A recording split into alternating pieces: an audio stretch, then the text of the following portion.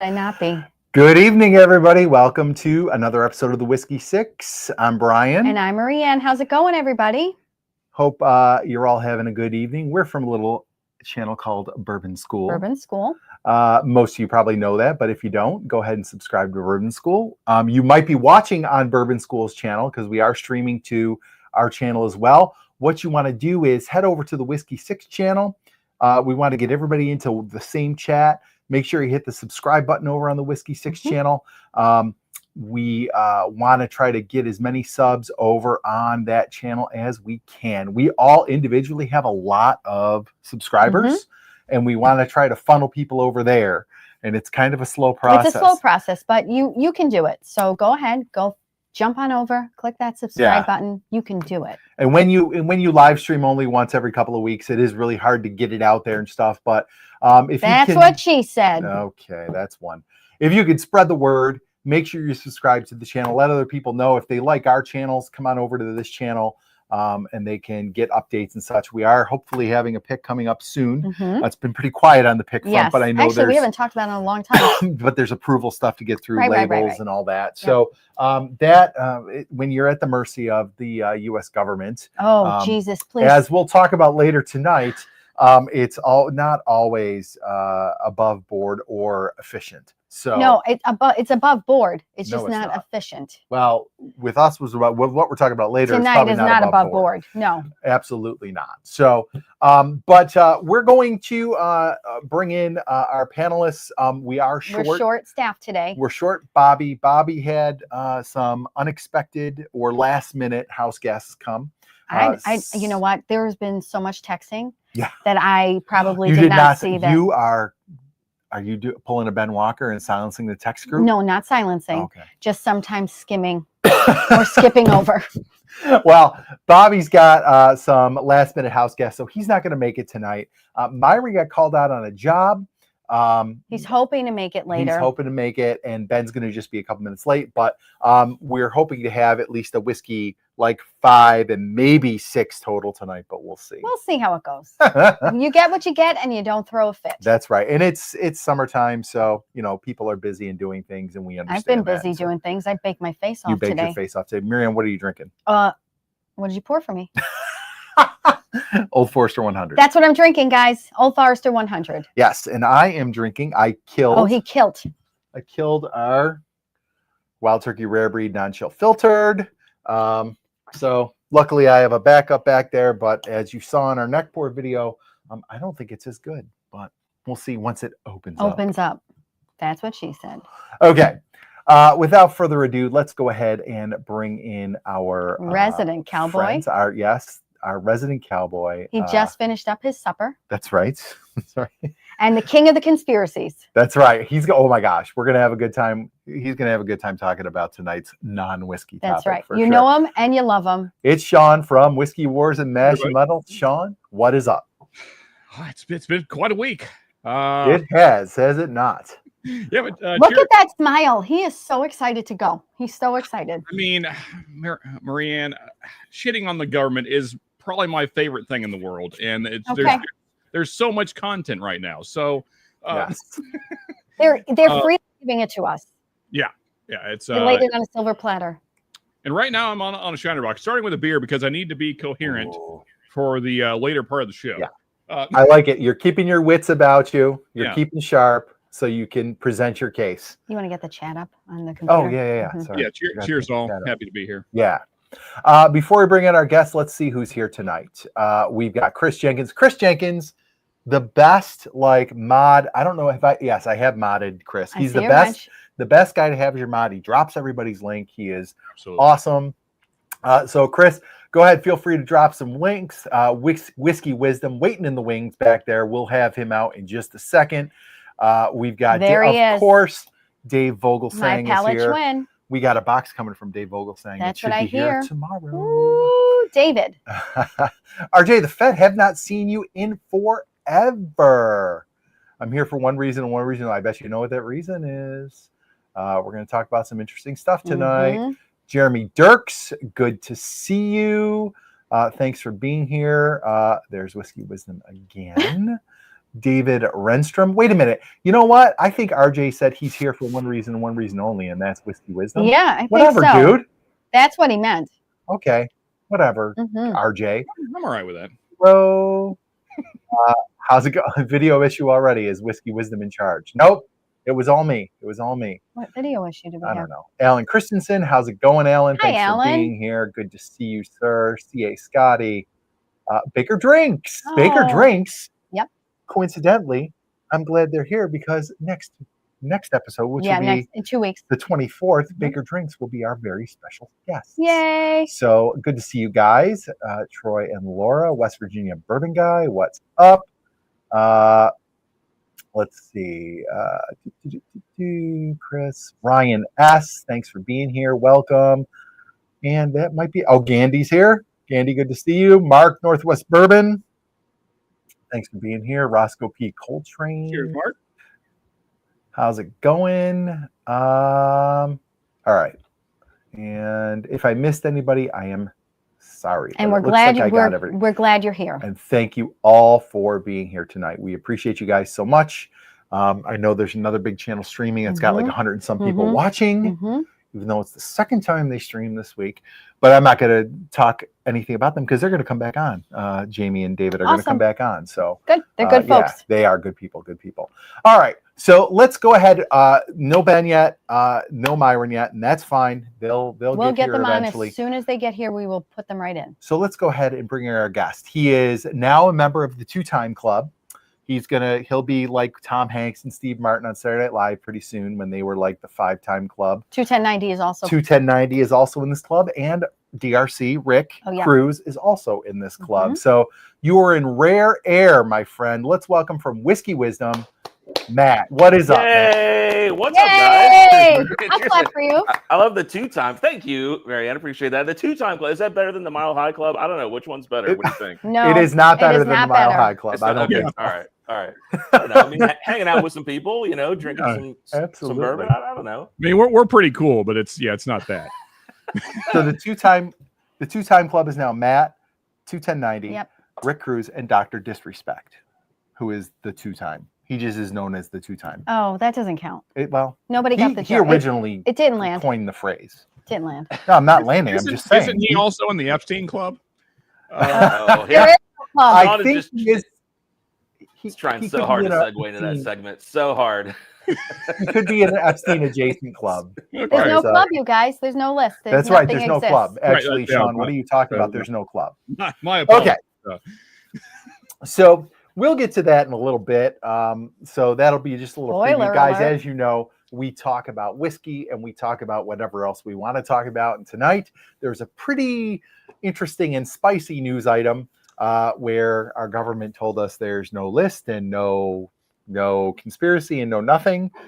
So we're going to get into that in a little bit. So we're going to move the whiskey stuff along so that we can get to the controversial stuff. Let's get to whiskey. So first of all, Matt, tell us what I know, like last time you were here, you told us about your channel and all that stuff. Like, give us some updates. Like, what have you guys been up to over on Whiskey Wisdom? Yeah, so we're still doing our live shows pretty much every week. We did an 80s live show, which was probably one of my favorite live shows we've ever done. If you guys got some time, go back to our catalog and watch it. It was so great. We did it with the Bakers on the barrel. Jen Clifton was there. It was a lot. It was so much fun. On the 25th of this month, we're going to be doing the 90s show. So we're looking forward to that. So we're going to go through a bunch of decades and stuff. Maybe we'll hit the 70s show or 70s decade next. I don't know. We also launched, I don't think this was live on the last time I was here, but we've got a single barrel picking club website now called Pour Decisions. So if you want to check out our single barrels, you can go to pourdecisions.club and check it out. We've got a new Cedar Ridge pick coming out like so soon. It's like bottled on the shipping dock, ready to go. But it's not ready for distribution quite yet. I'm hoping next week it'll be ready for sale. We're very excited about that. Myron's part of the picking club. So are the Bakers. Yes. A bunch of people are in that club. So we're having a lot of fun with that. And then we're starting a new channel. I don't know if we should talk about it yet, but we're doing like an 80s channel. I love the 80s so much. I'm such a 80s fan. We actually started a new like 80s little channel. Right on. What's that called? Is it It's called. is it out there yet? It's you can go subscribe to it. There's nothing on it yet. It's called Blacklight Okay. Kisses. So we're still working out what it's going to be. But the wife and I, we just love 80s stuff so much. So I don't know. On. We'll see what happens with that. Who knows? Cool. Maybe you guys will be the Yeah. only subscriber to it. I'm gonna subscribe right now. All right, there you go.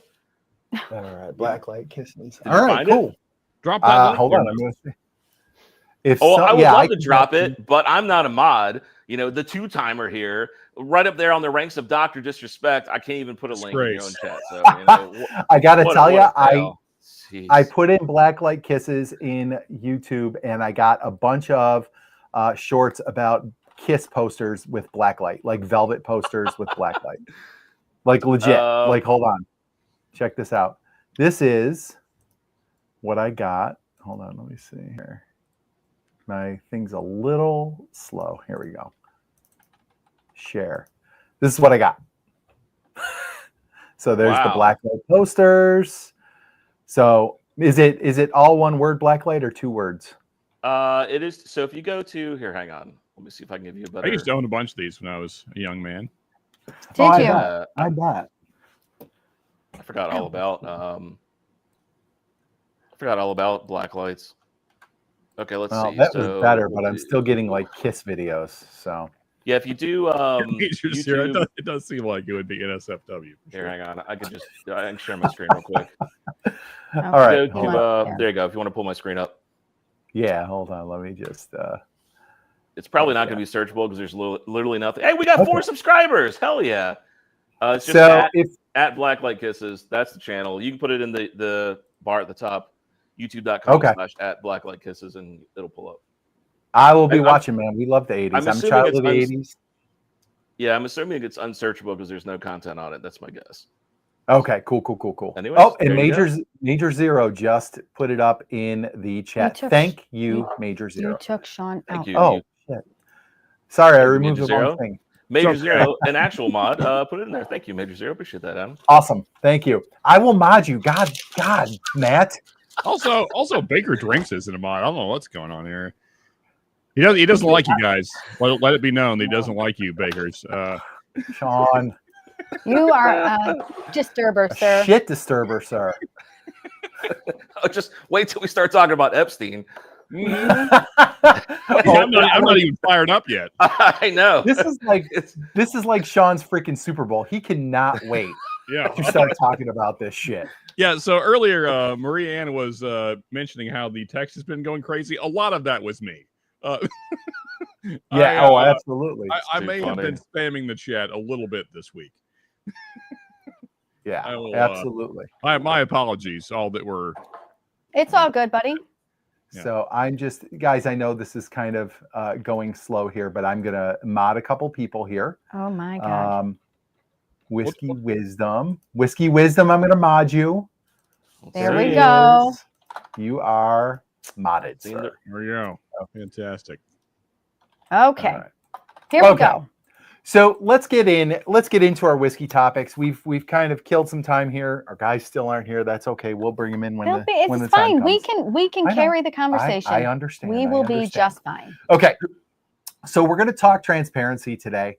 That'll be our first topic. And this is basically based on Chris from Bourbon of the Week put out a short. And I really like this short, spoke to me. So I'm going to play it real quick. It's less than a minute. I'll play it real quick. Chris, Bourbon of the Week, go subscribe to his channel. Chris, thank you. We're going to use this and talk about it. So just give us a second and we'll listen. And then I want to hear what you guys think about this. The average whiskey drinker is dying, and it's for one reason, and it's a simple fix. And it's the same thing that used to be the Volume all the way backbone up. of the whiskey industry, and that's transparency. So it used to be grandfather's hidden mash bill that I found, and I'm never going to tell anybody about because it's my proprietary setup and all this other stuff going on. But now that's what's killing the industry because I don't want to have to Google what your bottle is. Tell me what your bottle is. They have buff turkey coming out, and I gotta ask Jason from the Mash and Drum to ask the guy that makes the stuff who distilled it, and then the guy that puts it in the warehouse to tell me what barrel it is and how old it is and where it's coming from and all these other things. And I don't want to do that. And the average person doesn't have access to that information.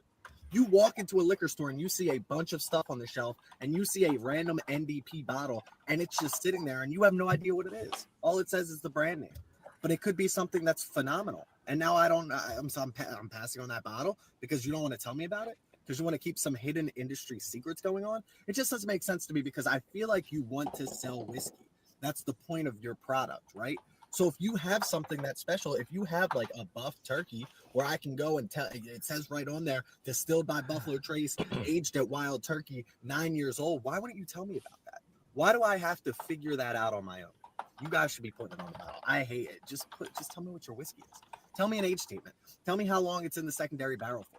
Tell me where it's from. Tell me who distilled it. Tell me who's involved. Tell me everything. The more I know, the more likely I am to buy your bottle, and you don't want to tell me anything. It just bothers me at this point. Okay. Nope. I'm going to close it. Hold on.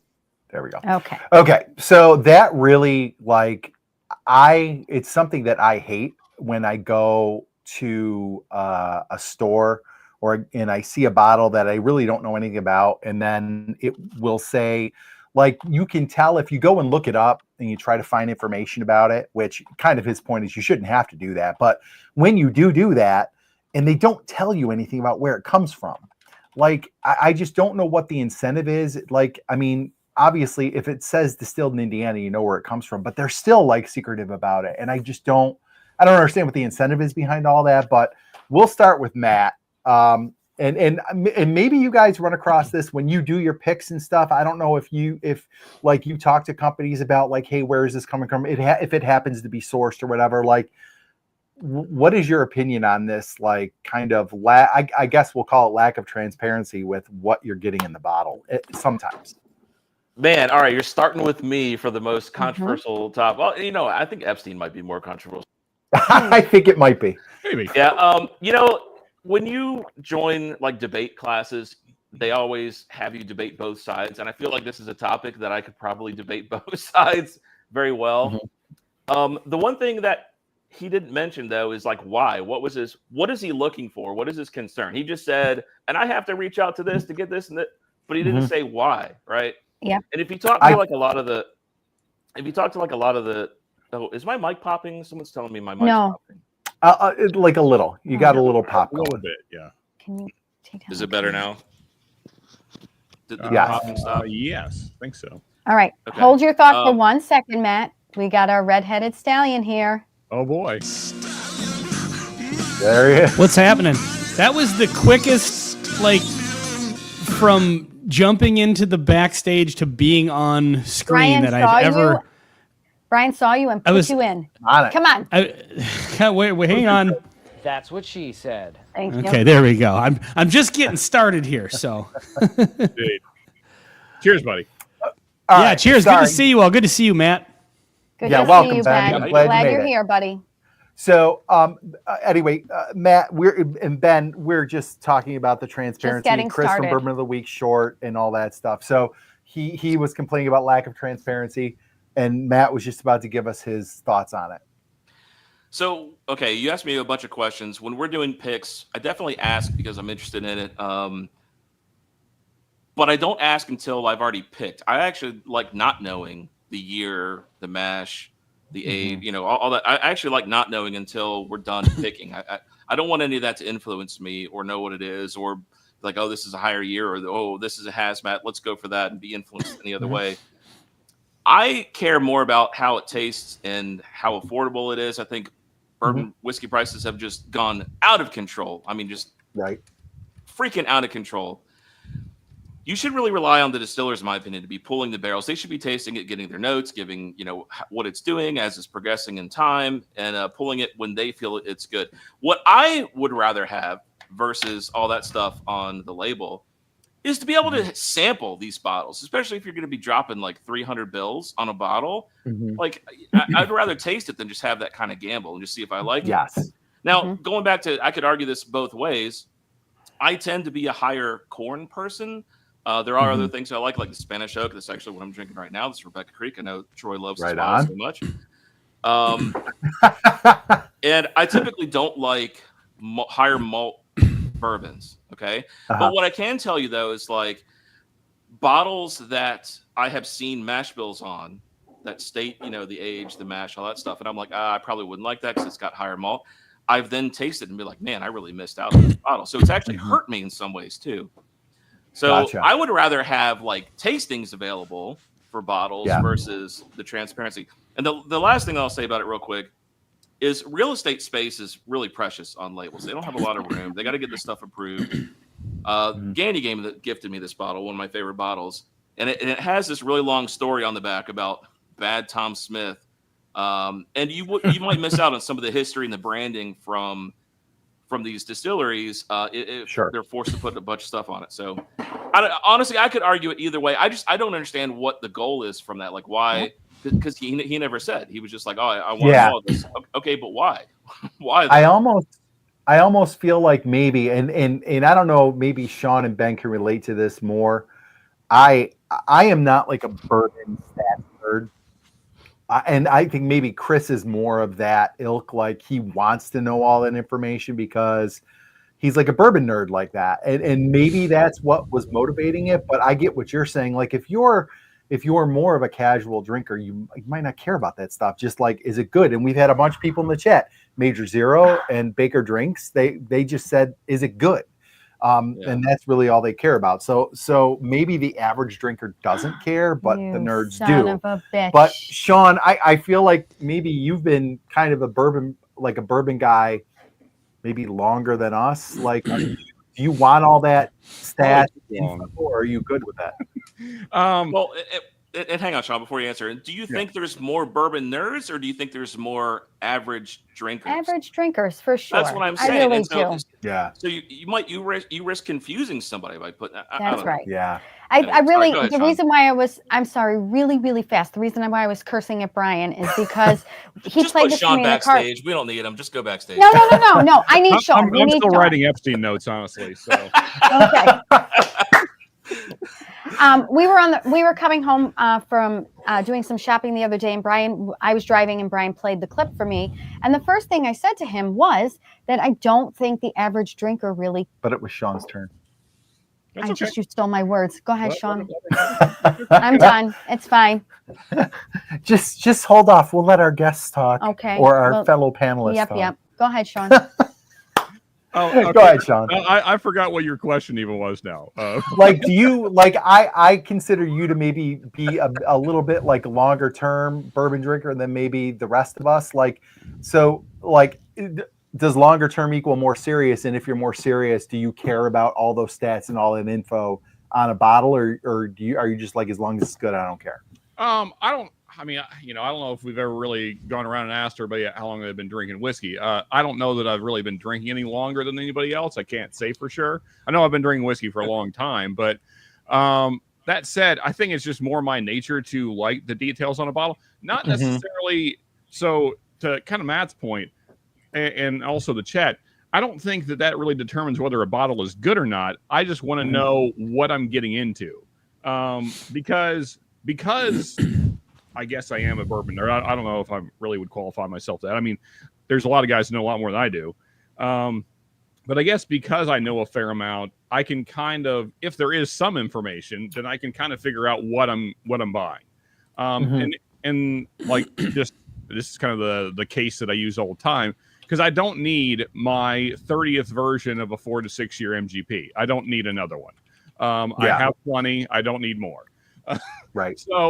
So like for those kinds of reasons, I like to know what I'm getting. But I think really the point that Chris was making is that a lot of companies are doing themselves a disservice by not putting details on the bottle, especially when someone that's newer to bourbon, say like he uses the Buff Turkey example, maybe they've heard about that in, say, a Facebook group or something, but they don't know any way to find it. And it's because identify it. Yeah. And because it's not on the label anyway. I mean, a lot of these are just NDPs. So like, it doesn't say anything about it being a Buff Turkey. There's nothing on the label that gives you the impression that that's what that bottle is. It's just some name. And so if you don't know what you're looking for, it's going to be almost impossible to find it. So I think that's kind of the angle that he was coming at. But so my actual thought on it is kind of twofold. On the one hand, I'm kind of fine with it because if you're in the know, then you can find it, and if you're just a tater, you won't. Yeah.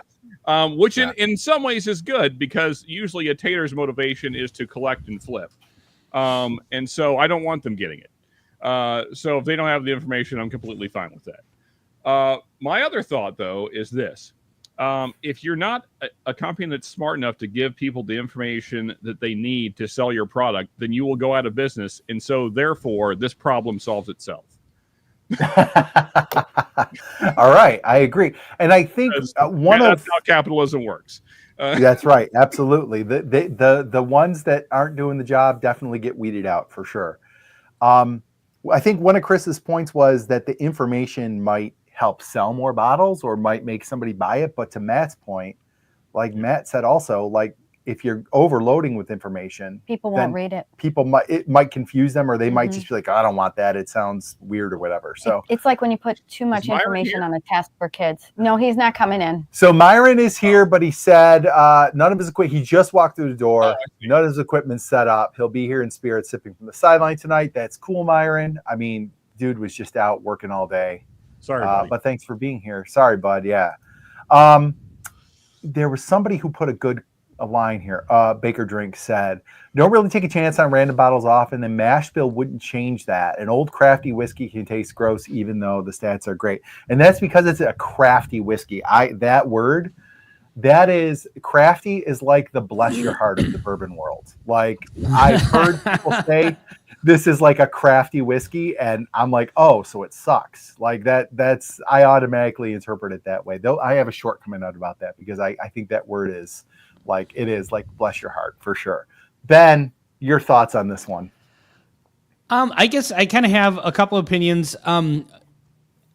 I definitely, I don't think that a label needs to be overloaded with information. I don't need a mash bill on every bourbon, but to Sean's point about I don't need another 6-year MGP product that nothing special has been done to it.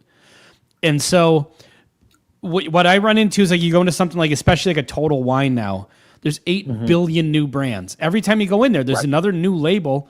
And some of that might be decent stuff. Like, for example, like Old Emmer, I actually really like that brand. The McFarland's Reserve, I like. But when you go in there and you've got 2 bottles sitting next to each other, they're both 6-year MGPs. One of them's $30 and one of them's $80. That's where I want the information to know what I'm getting. That's where I want at least an age statement. But to Troy's point, he had said that as long as it tastes good, it doesn't really matter. But then also said, I don't really take a chance on random bottles. I would probably take a chance on more bottles, like Chris said in the video, if I had just a little bit more information on them. Yeah. And so I think that on one hand, there have been a couple of bottles that I've passed on because it has the information, aged at least 2 years. Yeah. I'm not paying $60 for that. Yeah. But right, exactly. So sometimes it can work against them, but I don't know. I kind of feel like never putting this information out there opens the doors to really just kind of sucker people in with a fancy bottle. $200 for that Harbinger crap. That's like 80 proof swill because it comes in a decanter with a pistol in it. And you're probably buying a 4-year 80 proof bourbon. I know it has to have the proof on it, but and like Caribou Crossing, for example, that's a 3-year 80 proof Canadian whiskey that is for some reason allocated and costs $60. That is freaking egregious. But people get suckered in by that. And so I feel like the places that do that count on people not having as much information. So I don't know. I guess it's kind of both for nerds, but it's also for consumers that just want a little bit of information in a market that's flooded with so many different brands. The one thing I will say though, that, and I complained about this in a video of mine a while ago. I think it was a Michter's 10-year rye, I think, is if distilleries could at least just make it easy to find the MSRP on every bottle they sell, they could at least do that. Especially at a time when, the secondary market has gone wild and people are flipping bottles, liquor stores are ripping people off left and right. There's no harm whatsoever in being able to go to the website, look up that bourbon, and it says our suggested retail price is this. Yeah. That at least gives Yeah. consumers something to base, these hard to find whiskeys on. Because, sometimes I'll get a sample, like I got that 10-year Michter's from non-bike riding Dave Vogelsang, and like, I don't know how much the bottle costs, and I go to look it up, and there's 85 prices there because I don't know which ones are secondary and which ones aren't. Michter's is an egregiously overpriced brand the way it is. And so I don't know if $300 is the real price or not. Yeah. And so, if we can't get any of the other information, put it on your website. At least give people that so they don't get ripped off by liquor stores. Right. I agree with that wholeheartedly. And RJ says, buy Wolcott. It's better than Stag, says every Total Wine employee. Is Wolcott one of the like Total Wine exclusive labels? Spirits Direct. It's Direct, basically that's that's the thing. Total Wine, the Spirits Direct brands. Every time you go in there, it's this is the one we recommend. If I have to watch some Total Wine employee recommending Lazy River to some poor woman who's in there going, my nephew really likes bourbon and it's his birthday coming up. Yeah. And they're recommending this absolute swill. Yeah, and it's all I see it all the time. And yeah, it's Wolcott, it's Lazy River. The Chestnut Farms, right? Isn't that Chestnut Farms? Yeah, at least that's good, albeit very overpriced. That's the problem with that one, was just egregiously overpriced. But most of those brands, most of those ones from Total Wine, like 90% of them are Barton. It's just Barton juice. Yeah. It's all Barton Right. juice.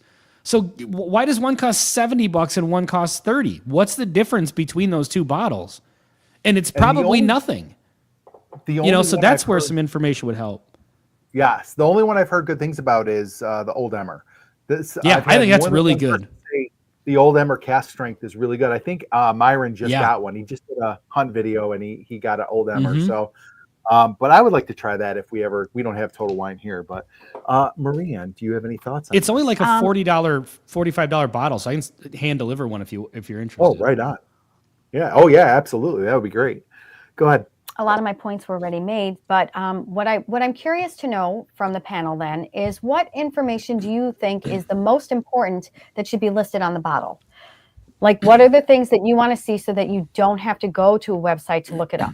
Proof and age for me. I would like that. an age statement on everything. Like, I just want to know how old, like, because I know it's like if it says straight Kentucky straight bourbon whiskey, then it's at least 4 years and all that stuff. But I would love an age statement on everything so you know exactly what you're getting. Right. And the reason why I asked that question, and we'll go around and have everybody answer, but the reason why I ask is to Matt's point, he said there's not a lot of real estate on a bottle. Yeah. So how much information do you really want? I know from my experience as a teacher, truly, people aren't reading everything that's in front of them. They're typically skimming. They're looking for just the key points that stand out to them, and then they're moving on. So if you have a lot of information on a bottle, it's not going to be effective to the average consumer anyway. Yeah. So I'm wondering what I agree with you, Brian. I want to know proof and I want to know age statement for sure. So Matt, what are you looking for on a bottle? Yeah, I think that's fair. There's like certain laws where specific things have to be on the label too. Mm-hmm. But Right. I like kind of where Ben was going with that. I think it would be interesting if by law they had to have the MSRP price on the label. I think that would be really interesting because then you go pick up a bottle and you're like, oh, this is a $49.99 bottle. Why is this asshole selling it for? Oh, excuse me. Why is this guy selling it for like $300? We're not monetized. You can say whatever you want. And I really doubt that will be the only cursing tonight, Matt. Yeah. Oh, I'm sure. So I actually like that. I think that if I were to add something, I think that would be a good addition. The MSRP, And I from think the that's- distillery.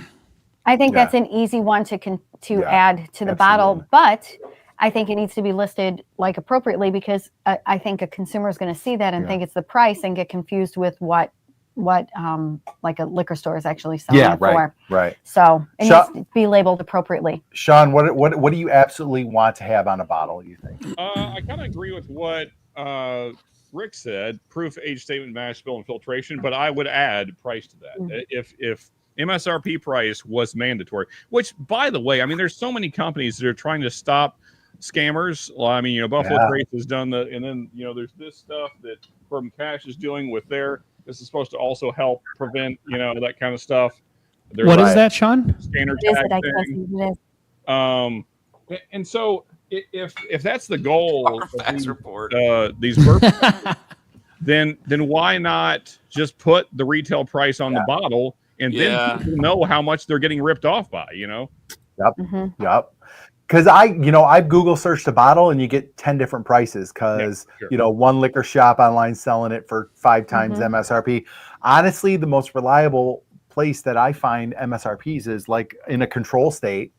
Like you go to like the Pennsylvania Fine Wine and Good Spirits or Virginia where they have to sell it for, MSRP, and then you can find it. Sometimes Breaking Bourbon has it. ChatGPT knows too. ChatGPT Like might know. I've gotten, Brian has asked me to look up for him a couple times, and I get real nervous because I get 10 different hits, and I'm like, I don't know which freaking one to tell you is the right price. So I just start blurting out a whole bunch of different numbers. So Ben, what do you need on a bottle? Like, what's your bare minimum you want on a bottle? Ben, what do you need on a bottle? So many things. I think, honestly, it pertains to age. I think age is appropriate to have on a bottle. Yes. But again, I do understand that kind of can work against, some smaller distilleries that are putting some stuff out there early. But I think their customers should know that because they tend to price their stuff a little bit higher, which I also understand because they're smaller distilleries and they got to try to get their money back somehow. But so age, obviously the proof is legally mandated. I don't need the whole mash bill. I don't need tons of information, but if there's something tell me if there's something different about your whiskey, tell me what it is. Like if it's if it's a blend even of just, bourbons, even if it's not finished, just tell me the blend then. That way, again, I can make an informed decision if I'm sitting there and there's 15 bottles and they're all from Barton and they're all priced wildly different. Well, then tell me why those are priced different. Yeah. Is this one blended with 3 different bourbons to create a cool, and it's a whatever, or is this one just a straight 5-year blend? You know what I mean? Like, give me a little something, and the age statement would help a lot with that. But if there is something interesting about the blend of your bourbon, put it on there and give us a little something to work with. Like this one here. I just bought this in Wisconsin and paid $37 for it. This is the review of mine that came out today. On the front of the bottle, it's called Debonair. And on the front of the bottle, it just 1920s vibe. That's cool. Yeah, it's kind of like an Art Deco style. Like it actually, it's a really cool bottle. And it says a blend of straight bourbon whiskeys, 92 proof. And then on the back, it just says, from what I can see here, all it says is hand-selected straight bourbons offers a bounty of aromas, this and that, right? So I go on their website, and this is actually a blend of Kentucky bourbon finished in sherry cask, Kentucky bourbon finished in cognac cask, and high rye Tennessee bourbon. I was like, dude, that's cool information. Now I want to try this bottle for $37. Hell yeah, I'm going to try that. And it's good. And it's like, you should have told me a little bit of that on the back of the bottle. Like, how many people don't buy this just because they just think it's a 92 proof bourbon. That's it.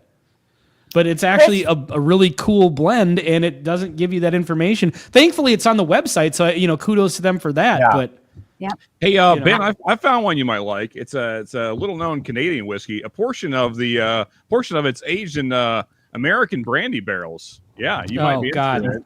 I have a couple samples I can send your way. Yeah, you may have heard of it. Damn it, Bobby! Pretty cool blend. Ben, I think you made. Or go ahead. Sorry. No, I was just going to say to Chris Jenkins' point, that's the chef's kiss right there, right? You put a QR code on the bottle. Anybody who has a cell phone will be able to scan the QR code and go right to the information that you need. I love that. That's a fantastic idea. That's a great idea. Perfect idea. Easy to do. Yep. So go ahead, Matt. Ben, I think you made a lot of really good points. I agree with you. There's something unique about the bottle. It should definitely be advertised on there. I'll give you some examples. So like all the honey finishes, I'm so done with honey finishes. It's so played in my opinion. I'm tired of it. But like, then I saw a bottle the other day that was like, these are bees that are specific to like raspberry aviaries or whatever bees grow up or pollinate. And I'm like, okay, that's interesting. So like, is the cross pollination from these specific bees different? But it was like something I hadn't seen before. And I'm like, okay, well, maybe I'll try that. So I agree with you. I think there should be unique stuff where, like, this corn is unique because we did this with it, and that's why this corn is a unique tasting something or other. I totally agree with it. I think that's good. And my comment to Chris, I agree with you. I think that's a good idea. But again, I think we're going back into like nerd territory at that point. And I don't know if it's just me, but every liquor store in Georgia is like a freaking Faraday cage. I never have any reception at any liquor store in Georgia because I've tried to look up bottles. I try to look up bottles at liquor stores, and I end up just calling Vogelsang. I'm like, hey, should I get this?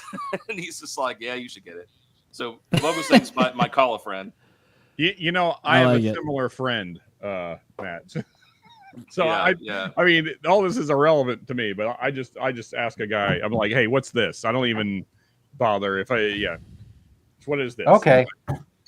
So somebody, West Virginia bourbon guy said that Copper and Cask has QR codes on their bottles, and there's one right there. It took me to a website. It's got all the stats on this. It's got a video about it. It's got the label. It's got ABV, tasting notes. Beautiful. It's pretty cool. Perfect. Yeah. So it's easy enough to do. You just need to have an intern or somebody sitting there writing about every single label, because that's a pick. So they had to do that just for this one pick. But now you're talking overhead. You're talking about keeping it accurate. You got to make sure that it's not wrong. You don't get sued. I don't know.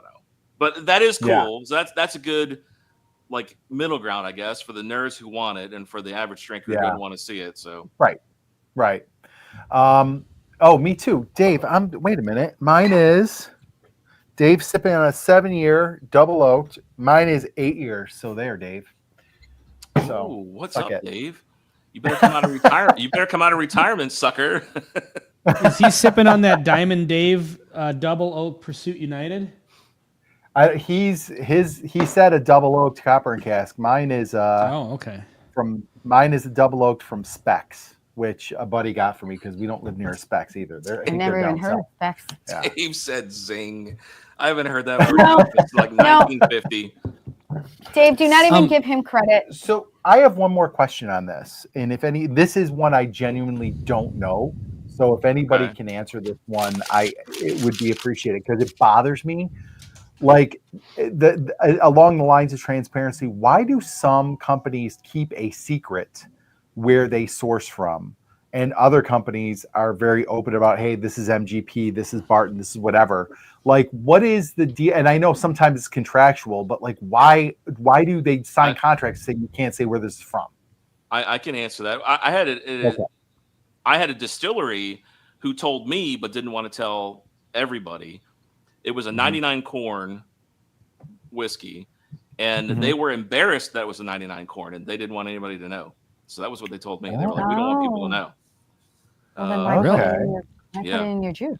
So do you think that mostly comes from the distillery, where if they're contracting with a company and they're like, well, they're not picking the best stuff, so don't say it's ours? Is that the kind of deal? I mean, I guess outside of any NDA or contractual obligation like you're talking about, then maybe. I think that especially a lot of small distilleries may want to keep that secret because they feel like they got to keep it super guarded what they're doing. They try to remain unique in the world.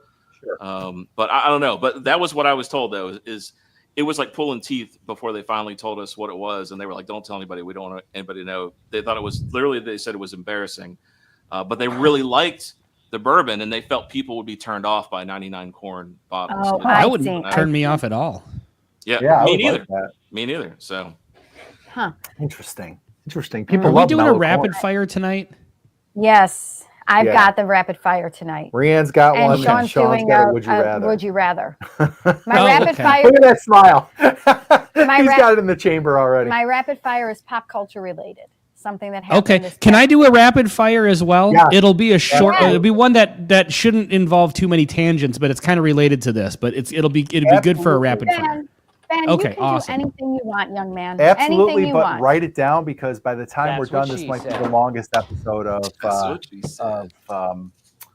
of Whiskey Six ever. Okay, let's move on. All right, so Mine will be very maybe quick, we should easy skip- rapid let's fire. skip this and go. no, I want to get to this. I want to do this. So Sean's been writing for the last 40 okay. minutes. I think we should get to we it. got it. All right. So he's called the president. He's like, I need the latest on Epstein. I'm about to go live. Come on. I do have about a dozen things to share, but anyway. All right. So Sean's got his opening argument. if we're ready. gonna do number 2, you just have to list it and move on. Yeah. Okay. Okay. So we're 6 months in 2025. So I thought it'd be fun to do like what are your top 3 bottles that you've gotten so far? They don't have to be like, I know all about, like, I don't think any of us are like people who go out and get like the brand new best thing, greatest thing, like everything that's on the shelf. So I always frame this as the top 3 bottles you've gotten this year. So like if you didn't get JD 14, obviously it's not going to be on your list. But like, what have you gotten this year that you think are like, okay, I'm thinking about these ones as my end of the year top whiskeys list. Start with Ben. Oh, Ben. My best ones, like, scores of hard to find that I don't normally get to get. The JD 10 and 12 didn't get the 14. Just got a Blanton's Gold at MSRP last week. Oh wow. All right. And then, courtesy of the hand delivery from you guys, I did get a Stag Junior, which we don't really ever see here. And I did score, finally, on the shelf, MSRP, an Old Fitzgerald. Oh, you got one. Bam! There it Look is. at that. Oh, that's an old Fitzgerald. Nice. What is that? That Is is- that like an that- 80 proofer? That is an $11 bottle of whiskey right there. Wow. Very I thought it'd be nice. fun to. I thought it'd be fun to. They don't. I was in Wisconsin. They don't sell this in Minnesota, and so for the $11, I thought it'd be fun to be able to do something with it. Maybe I've never seen some sort that of here. goofy video. On the 7 year, I think that as time goes on, we will look back at this bottle and it will be forgettable. That's my personal opinion. But You know, Have you had it yet? Like, the Old Fitz 7. I mean, yeah, have you had it yet, in the Sean? price point? It's like, I don't know. Well, and the other thing I put out in our text group was, why is the Old Fitz 7-year bottled in bond? Just buy this. Right, exactly. But why is that $50 or $60? But then the Old Fitz 9-year bottled in bond is like $200. Like, what? Because the bottle's a hell of a lot more expensive to make. Yeah, I guess. That's what the same bottle. Yeah. I thought the Old Fitz 7 was 65. Are they not 65 retail? I think they're $59.99. I think Okay. I think the MSRP is There's $59.99. Okay. Yeah. Still overpriced. You're right. We had that discussion and you changed my mind. It is definitely overpriced for sure. What's up? I have a question for you, but go to the Okay. next person. How about Matt? Matt, what are your 3 best bottles you've gotten this year so far? All right. First of all, I've got 36 people here. That's awesome. Hit the like button if you haven't. Takes like 2 seconds. Move the mouse down there. Yep. Click it for Brian. Click it for Whiskey 6. You you tripped me up with like the very last sentence there. So I was going based on Sorry. like so far. I don't know if Yeah. these are going to make it to the end of the year. Right. No. That's correct. What I meant was Okay. like ones that you maybe are starting to think would be on the list. They don't have to be on your list at the end of the year. I don't know if they're going to make the list for the end of the year, but here's my 3 favorites so far. I got a Okay. 13th Century Hazmat, fantastic. It's probably the only Colorado whiskey that I've ever liked in my entire life. Love that bottle. Total surprise, the Short Barrel 36 gauge cigar batch was phenomenal. That just came out. And Scotty procured this bottle for me. This is the Westward Single Malt finished in stout casks. Ooh, Probably my favorite bottle of all time right now. This is just so good. very nice. So Cool. those are probably my 3 at the moment. In fact, I'm going Nice. to have some of the stout cask right now. Thank you, All sir. right, right on. All right, And- Sean. Sean, what do you got? I went straight Yeah, tater with my picks. No, that's all right. Those are good. I mean, those are good ones. Mine man. are basic bitch, Ben. Don't worry. I don't know that I have. Basic bitch. I was trying to think. I don't know if I have 3. Well, mainly because I don't remember what I got this year and what I didn't. Sure. That's because you don't have someone keeping a spreadsheet for you, buddy. Hey, cheers, Caitlin. Yeah, Also, I have an alcoholic's memory. So, anyway, alcoholics memory, yeah. not a whiskey. So, you guys can That's all right. be mad at that if you want. But 21090, their rum pick, their port finish, Mhm. amazing for $40. Okay. All right. Like just killer. Again, I don't remember if that was this year or last year. So if that was last year, And this also might be in the same category, but Dan's Sticky Icky pick. This is my second one, thanks to yeah. Eric Gunderson. Thank you, Eric. Okay. Things that were definitely this year. This is probably going to be top of the list even at the end of the year. They're Corbin Cash, 290s Corbin Cash bourbon, freaking amazing.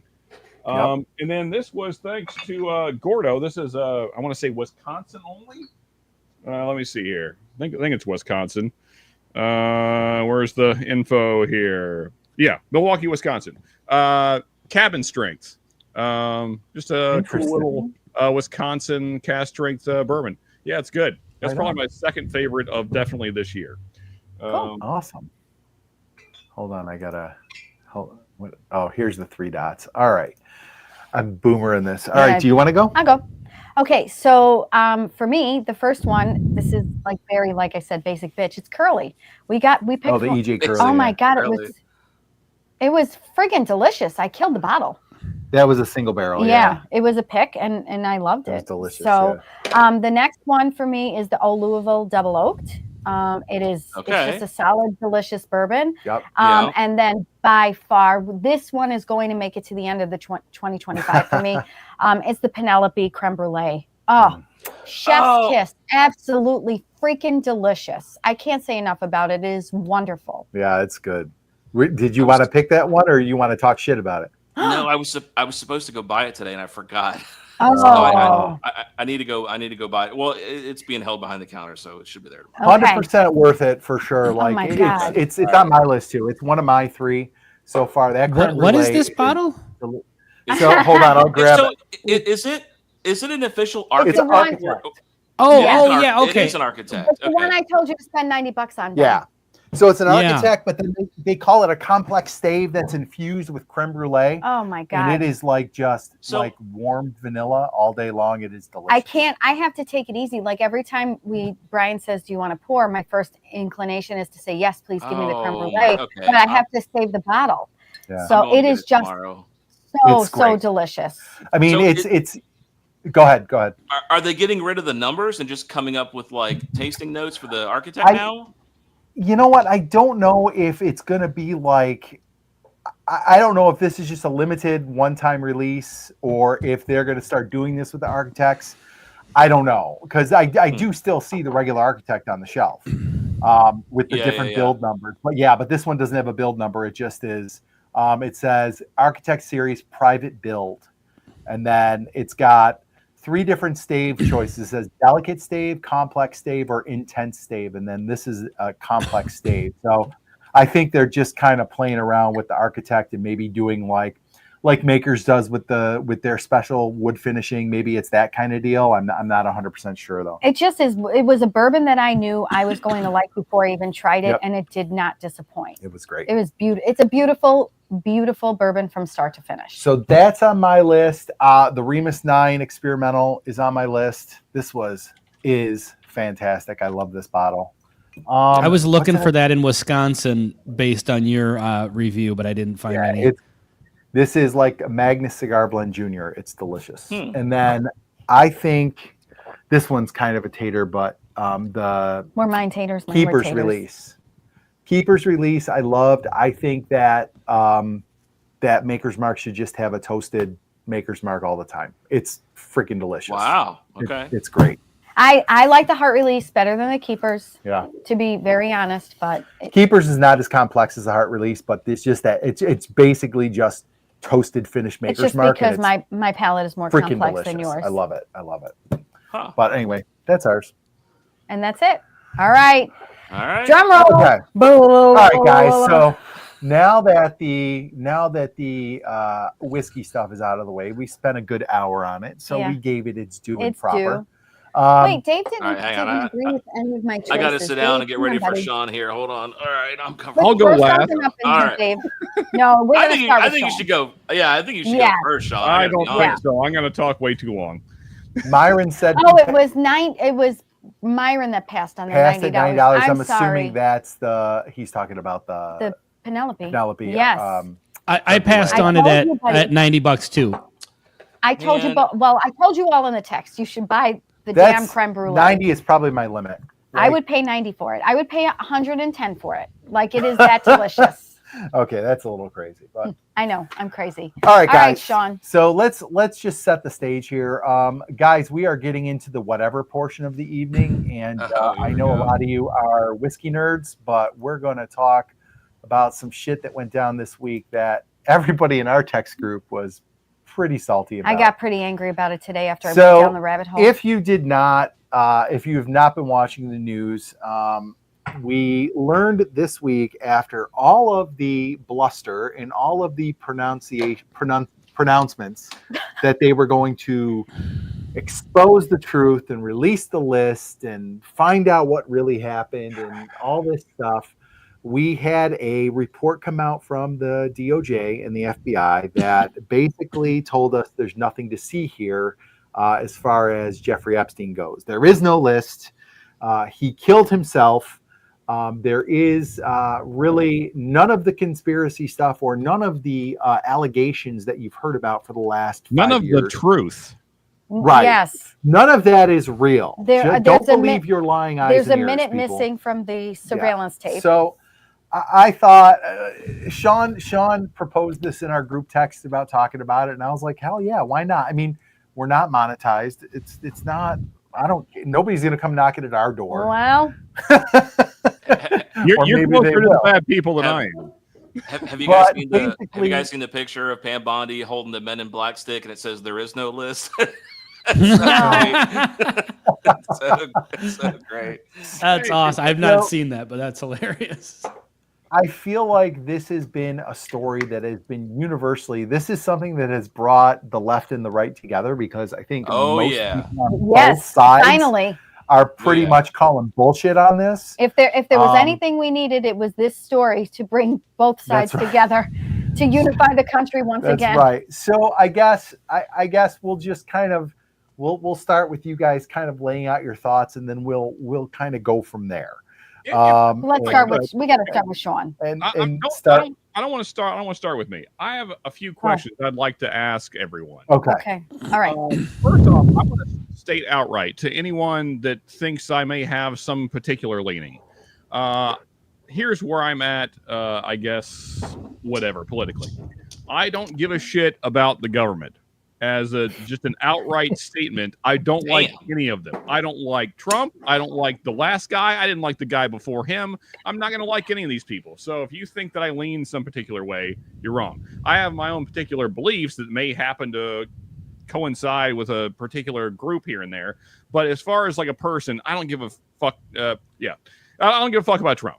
I don't give a fuck about Biden. I don't care about any of these people. Neither should you, by the way. And this week kind of made that obvious. So here's my first question to the group. Okay. I'm curious where everyone falls on this. Is it more important to you to remain loyal to a party or a person, or your morals? My morals. Wait. Morals. Sean, I'm so sorry. I know I'm on a live stream on a panel, and you guys are asking questions, but I was totally reading my phone. Can you repeat your question? Yeah. Oh my God! You will two-timer my sorry. ass. You will never be coming back here again. How I'm dare so you, sir? sorry. I'm so sorry. Sean, ask that again.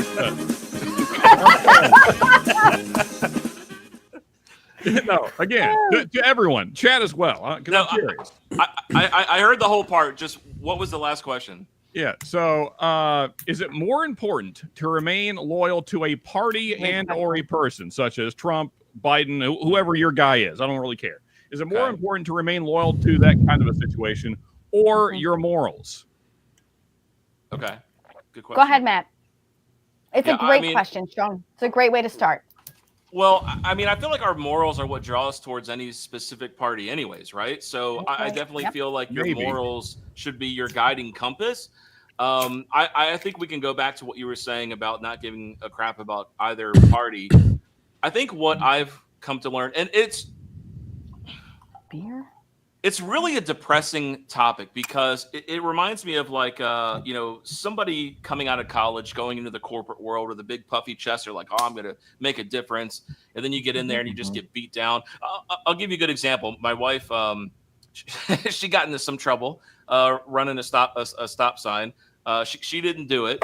We had ample evidence that she didn't do it. And in Georgia, running a stop sign is like a big deal, deal. And so we had to hire a lawyer. That's weird. Dude, That is weird, Ben. It is so Our daughter's weird. going to court on Monday. Yeah, and so we hired a lawyer, and I was like, "Look, here's my evidence." I mean, we almost had like video evidence of this, of her totally not doing it. In fact, Vogelsang's in the chat; he'll back me up. I walked him through it. Oh, come on, Mike! I'm not squirreling. I'm getting to it, Mike. Jesus. Anyways, and so what the lawyer told me was, he was like, "Listen, that's not how this works." Like, he goes, "I remember being a young lawyer coming in there, and I was going to make a change and make a difference." And he goes, "I've given judges like videotape evidence and camcorder evidence and dash cam evidence," and he's like, "They don't care. They just rule in the cop's favor." And so it's like politics too. It's like you feel like you're supporting a character. I guess you could call him a character, a candidate who is going to do what's in your best interest. But like the reality is, just we're this giant boat, like the largest cruise ship that's ever existed. And no matter how hard you try to change it in one direction, it's just so slow. Nothing ever really happens. And it gets depressing. And it's like the people in our government have forgotten that they work for us. They think that we work for them. And that's not right. That's correct. They work for us. Public servants. Yeah. We should hang out more. And no matter who you support, you realize that nothing's going to fucking change. Ever. And it's depressing once you realize that, and it really demotivates you and demoralizes you to not want to vote and not be engaged and not want to participate in our I love this country, our beautiful country. But anyways, I know this is Matt, I want to respectfully disagree with you on one point, and that is only that I agree with everything you said. It is very disconcerting. It's discouraging, but I have never felt like I don't want to still do my civic duty. I still have never felt like I still don't want to be a part of something and engaged, because I feel like and I say this all the time, and people who know me know this is true. If you want to complain, you need to be active. Like it is fair for you to have anybody can have an opinion, but like I'm a kind of person that steps up. So like I think you need to be active. I think you need to be engaged, even if it goes nowhere. I still feel respectfully that people should still try and not feel demoralized and give up in that way. Like I no matter how upsetting it is, that no matter how many times you place your vote or do whatever it is that you do and you feel like you're not getting anywhere, I don't think people should give up. I think the whole principle is to keep going.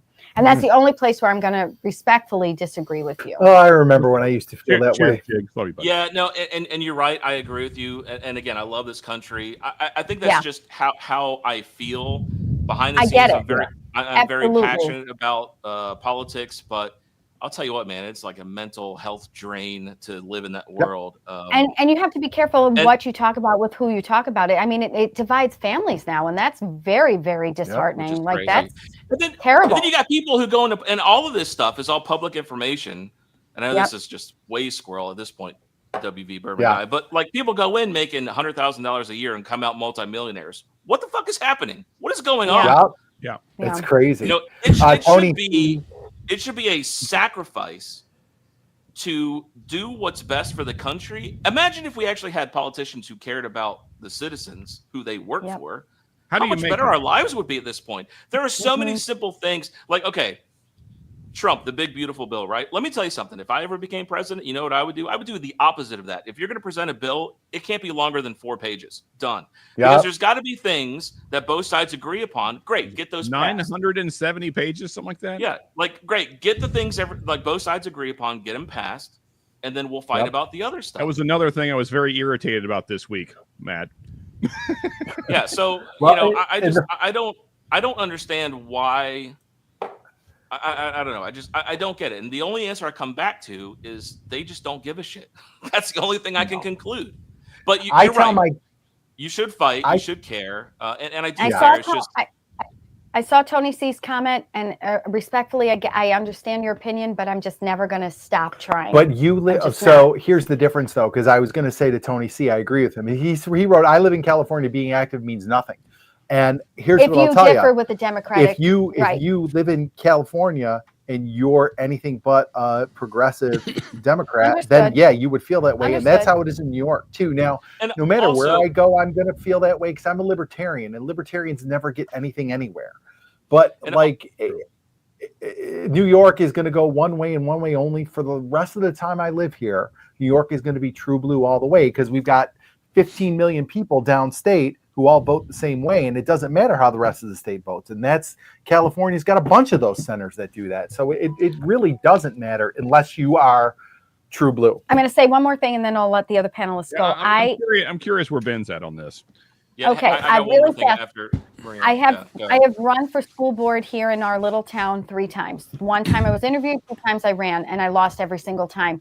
I am actually contemplating running one more time again next You're year. contemplating it. Yeah. You're going to do it. I'm going to do it probably because I just feel like I still have something left to give. Like I'm a glutton for punishment. Maybe I'm an idiot, but I'm just going to keep trying. It's embarrassing. I keep losing, but I'm going to keep trying. Anyway, over to Ben. Sorry. Well, Matt's got hang one on, more Ben. thing. The one last point that I want to say, and I would just throw that out there, and maybe I'm going to get canceled for saying this. I don't know. I don't want to live in an echo chamber. I don't want to surround myself with people who only agree with what I agree with. And here's why. For sure. Because if I have a thought, whatever it is, left, right, leaning, whatever my thought is, I think that if somebody can challenge that thought and I can't uphold it, then I should consider changing that thought. And if you don't surround yourself with people who have differing opinions, then you can never put yourself in a position to change your mind on anything. And I think that's the worst possible scenario to happen. And cancel culture needs to go away and allow Agree. these conversations to happen. Yep. Because with the cancel culture sitting there waving its finger at you, Yeah. it prevents people from having open dialogue on both Yes. sides. And I don't like that. All right, that's I I- completely agree. No, All right. Ben, anything on this morals over party thing? good luck, Ben. I hope you enjoyed your YouTube channel, buddy. Well, this is normally when I would chime in with some smart ass quip about how much I support the government and the CIA and whoever the powers that be are in charge. But I love Ben. as far as the obvious answer to the question, Sean, I think that was a bit rhetorical. Obviously, you should be loyal to your morals versus being loyal to a party or a political figure. Unfortunately, that's not the world we live in. And I think the reason for that is not that I think that people's political views and whatever their party, I'm a Democrat, I'm a Republican, Yeah. people will change their religion before they will change that because it makes up so much of who they are as a human being because they tie that to their morals. And the problem is that it's no longer that people take their morals and apply them to I'm going to vote for this party. They listen to a party and it's like a frog in boiling water. Eventually, they just absorb whatever because they're loyal to the party. Because that party, I'm a lifelong Democrat, I'm a lifelong Republican. They can't shake that because if they admit that they're wrong about that, or if they admit that they need to change their mind about something, or if they want to just change, it's like changing your entire personality. Yeah. And so I think that so we have basically for the most part a 50-50 divided country, maybe 45 and then there's a 10% in the middle that swing back and forth. To suggest that two parties can come along and everything that's under either of those two parties is going to fit perfectly with this half of the country and perfectly with that half of the country is not a rational way of looking at it. It's not reasonable. But unfortunately, that does happen. And the reason it does happen is because people don't develop their morals and take them to their political party. They've chosen a political party and they get their marching orders from them. It's like, whenever there's some, big national event that comes down, aside from this Epstein thing, incidentally, immediately they're just Republicans go one way and Democrats go the other way, and it's like you're not making this decision based on. I mean, some people are, but on like evidence and on morals. You're making it because I am this party, so these are my marching orders. Unfortunately, what I've seen. And this is almost everybody I know, people I love and respect dearly. But you know, when Trump was in office the first time, the shit that Republicans looked the other way on was egregious. And That's just why you know, that's exactly why I asked the question, Ben. Because and then the same thing, people will say and then they'll go for their morals, but they're fucking lying because I've watched them not do it. Yeah, because I've been paying attention long enough. And then Biden gets into office. And the shit that the other people looked the other way on was egregious. And so it seems like Cheers, Mike. Love what that I comment. always notice is people whoever's in power, generally the president, the opposite side is the loudest. Yeah. And so, you know, when I'm seeing, you know, now that Trump is back in office, you know, the Democrats are being the loudest in protest, obviously. And so I look at the things that they're protesting now, and I'm not saying that I'm against you protesting those things or that I necessarily disagree with all of them. But where the hell were you for the last 4 years? Where were you during COVID? Where were you during, you know, all the other immigration stuff that happened under Biden and Obama? And then the Trump people now that are all, you know, sis boom ba, yay, rah, rah, America. You know, it's like, where were you, you know, back in Trump's first term when X, Y, and Z was going on? It's like, what? You know, everybody just sticks their head in the sand. And that's why I say people don't bring their morals to their political party. They get their morals from their political party because they just, it's just ingrained in them.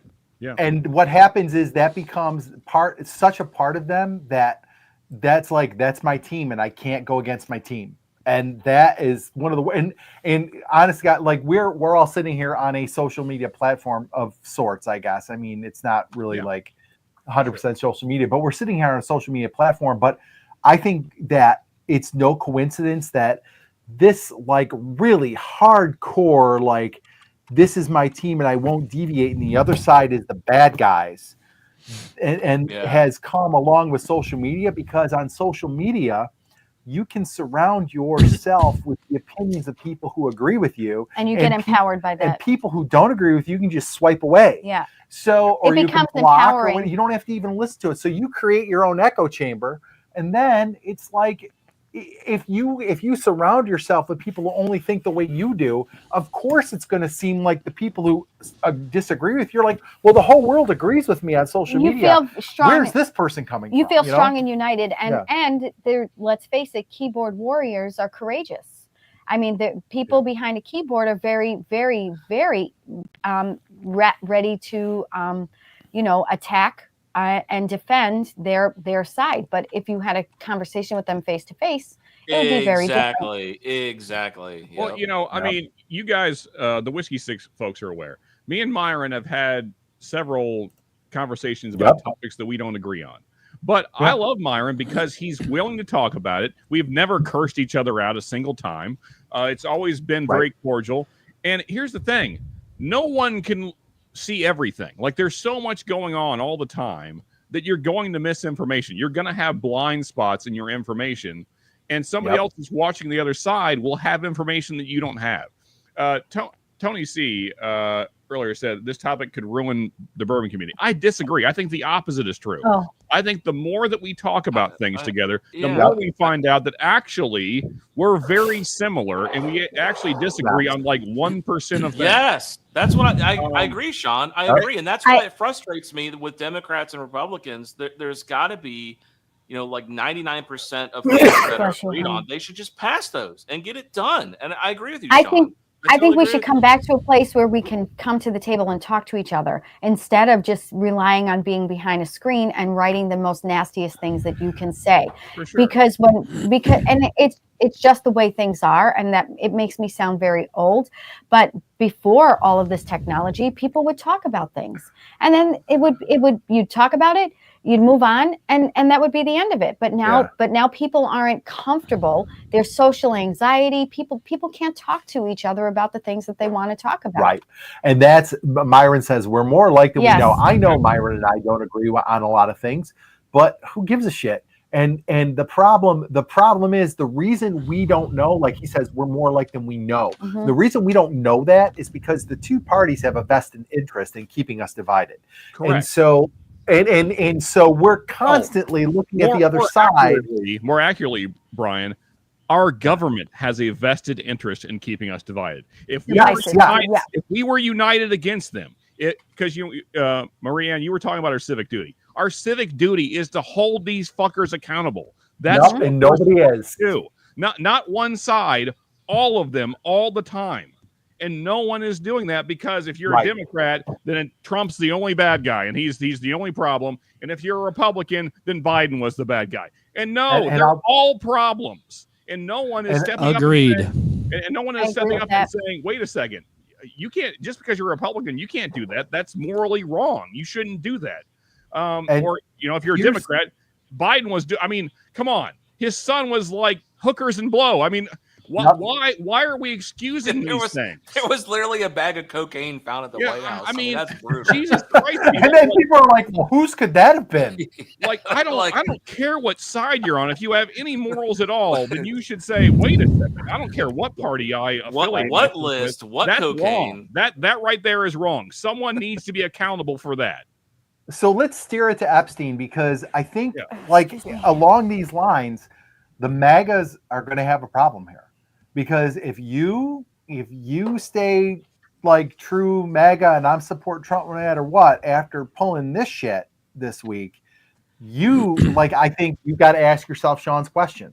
Like, what do you believe in? Like, are you loyal to just Trump, or do you believe in something? Because all these people, Trump included, we're like, we're going to expose everything. It's all going to come out. We're going to do this, that, and the other.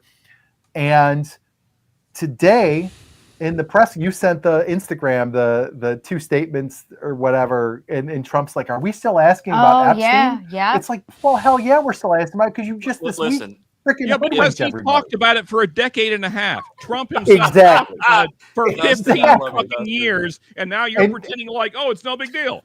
What are everybody, because because the DOJ said, oh, there's no list, there's nothing to see. We're all supposed to be like, oh, I guess there's nothing to see, because the government always tells the truth. That statement by Trump was the most disrespectful shit I've ever seen in my life. Yeah. And why do you think it is? Why do you think it is? Desperately trying to change the subject in the chat. This is amazing. Yep. He said, next question. What's your favorite food? Cheers, Dustin. Dustin, we're in the shit now, man. It's not. When Trump said that on live TV, I about drove to Washington. I was so like, you mother, I swear to God. Okay, now you got to watch what you say, Sean. Yeah, please. We're going beyond monetization here. Brian and I are public servants. I apologize. Today I was watching a video with Mark Halperin. I don't know if you guys know Mark Halperin, but he was on Charlie Kirk, and he basically, I feel like he was kind of trying to cover for Trump, and he wouldn't come out and say like what is really going on, but he said there's really only two explanations here. He said either there really is nothing, or there is someone somewhere that they are covering for. Who do you think it could possibly be? Okay, no. Hold on. Let me just lay it out. So he said it's either there's nothing there, or they're covering for some entity, whether that's individuals on the list, United States intelligence, and there's some sort of intelligence, or hold on, or a foreign intelligence agency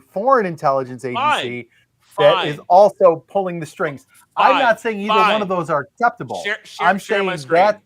Share my screen. Okay. Share my screen. But do you think there's more to it than that? Listen, okay, if you guys aren't familiar with this picture, the Trump administration invited a bunch of very high-profile social media influencers to the White House, and they gave them this binder. Sure. All right, see you, Ben. They gave them this binder of what was supposed to be the phase 1, by the way. See, it says phase 1 of the Epstein files. Brian, if we go by what you're saying, down here it says the most transparent administration ever. Okay, so listen. Does everyone know what's in that binder? Less than what was already public knowledge is what was in that fucking binder. Yeah. If it's the most transparent administration ever, then what you're saying, Brian, should be revealed. It should say, look, this data was lost, this got deleted, whatever, or Yep. we have this data, but we're concerned about how it could affect foreign relations, whatever. Okay, look, they're supposed to be the most. I didn't say that; they said that. Yep. So I don't want to release I really don't want to release who I am politically leaning, but if you are an anti-Trump guy, you're on cloud nine this week. In my opinion, this is the biggest fumble so far of the Trump administration. It's a huge mistake. Him saying that has totally deflated the Republican movement. Totally deflated it. Yep. And Brian, you because you had the two things there. The first thing you said is impossible because multiple people in the Trump administration said that there was a list, said that there was flight logs. Also, if you want to, let me make sure I got the right thing here. I have the Pam Bondi statements right here. So let's read this. She said there was so they allegedly released the footage that Kash Patel said proves that Epstein was not murdered. Okay. Mm-hmm. Have you guys seen this footage? Number one, it doesn't even show his cell door. That's number one. Not the one that they showed in that original picture. It doesn't. That's for sure. Matt, let's talk about that camera angle for just a second. Is everyone in chat aware of what that camera angle is from?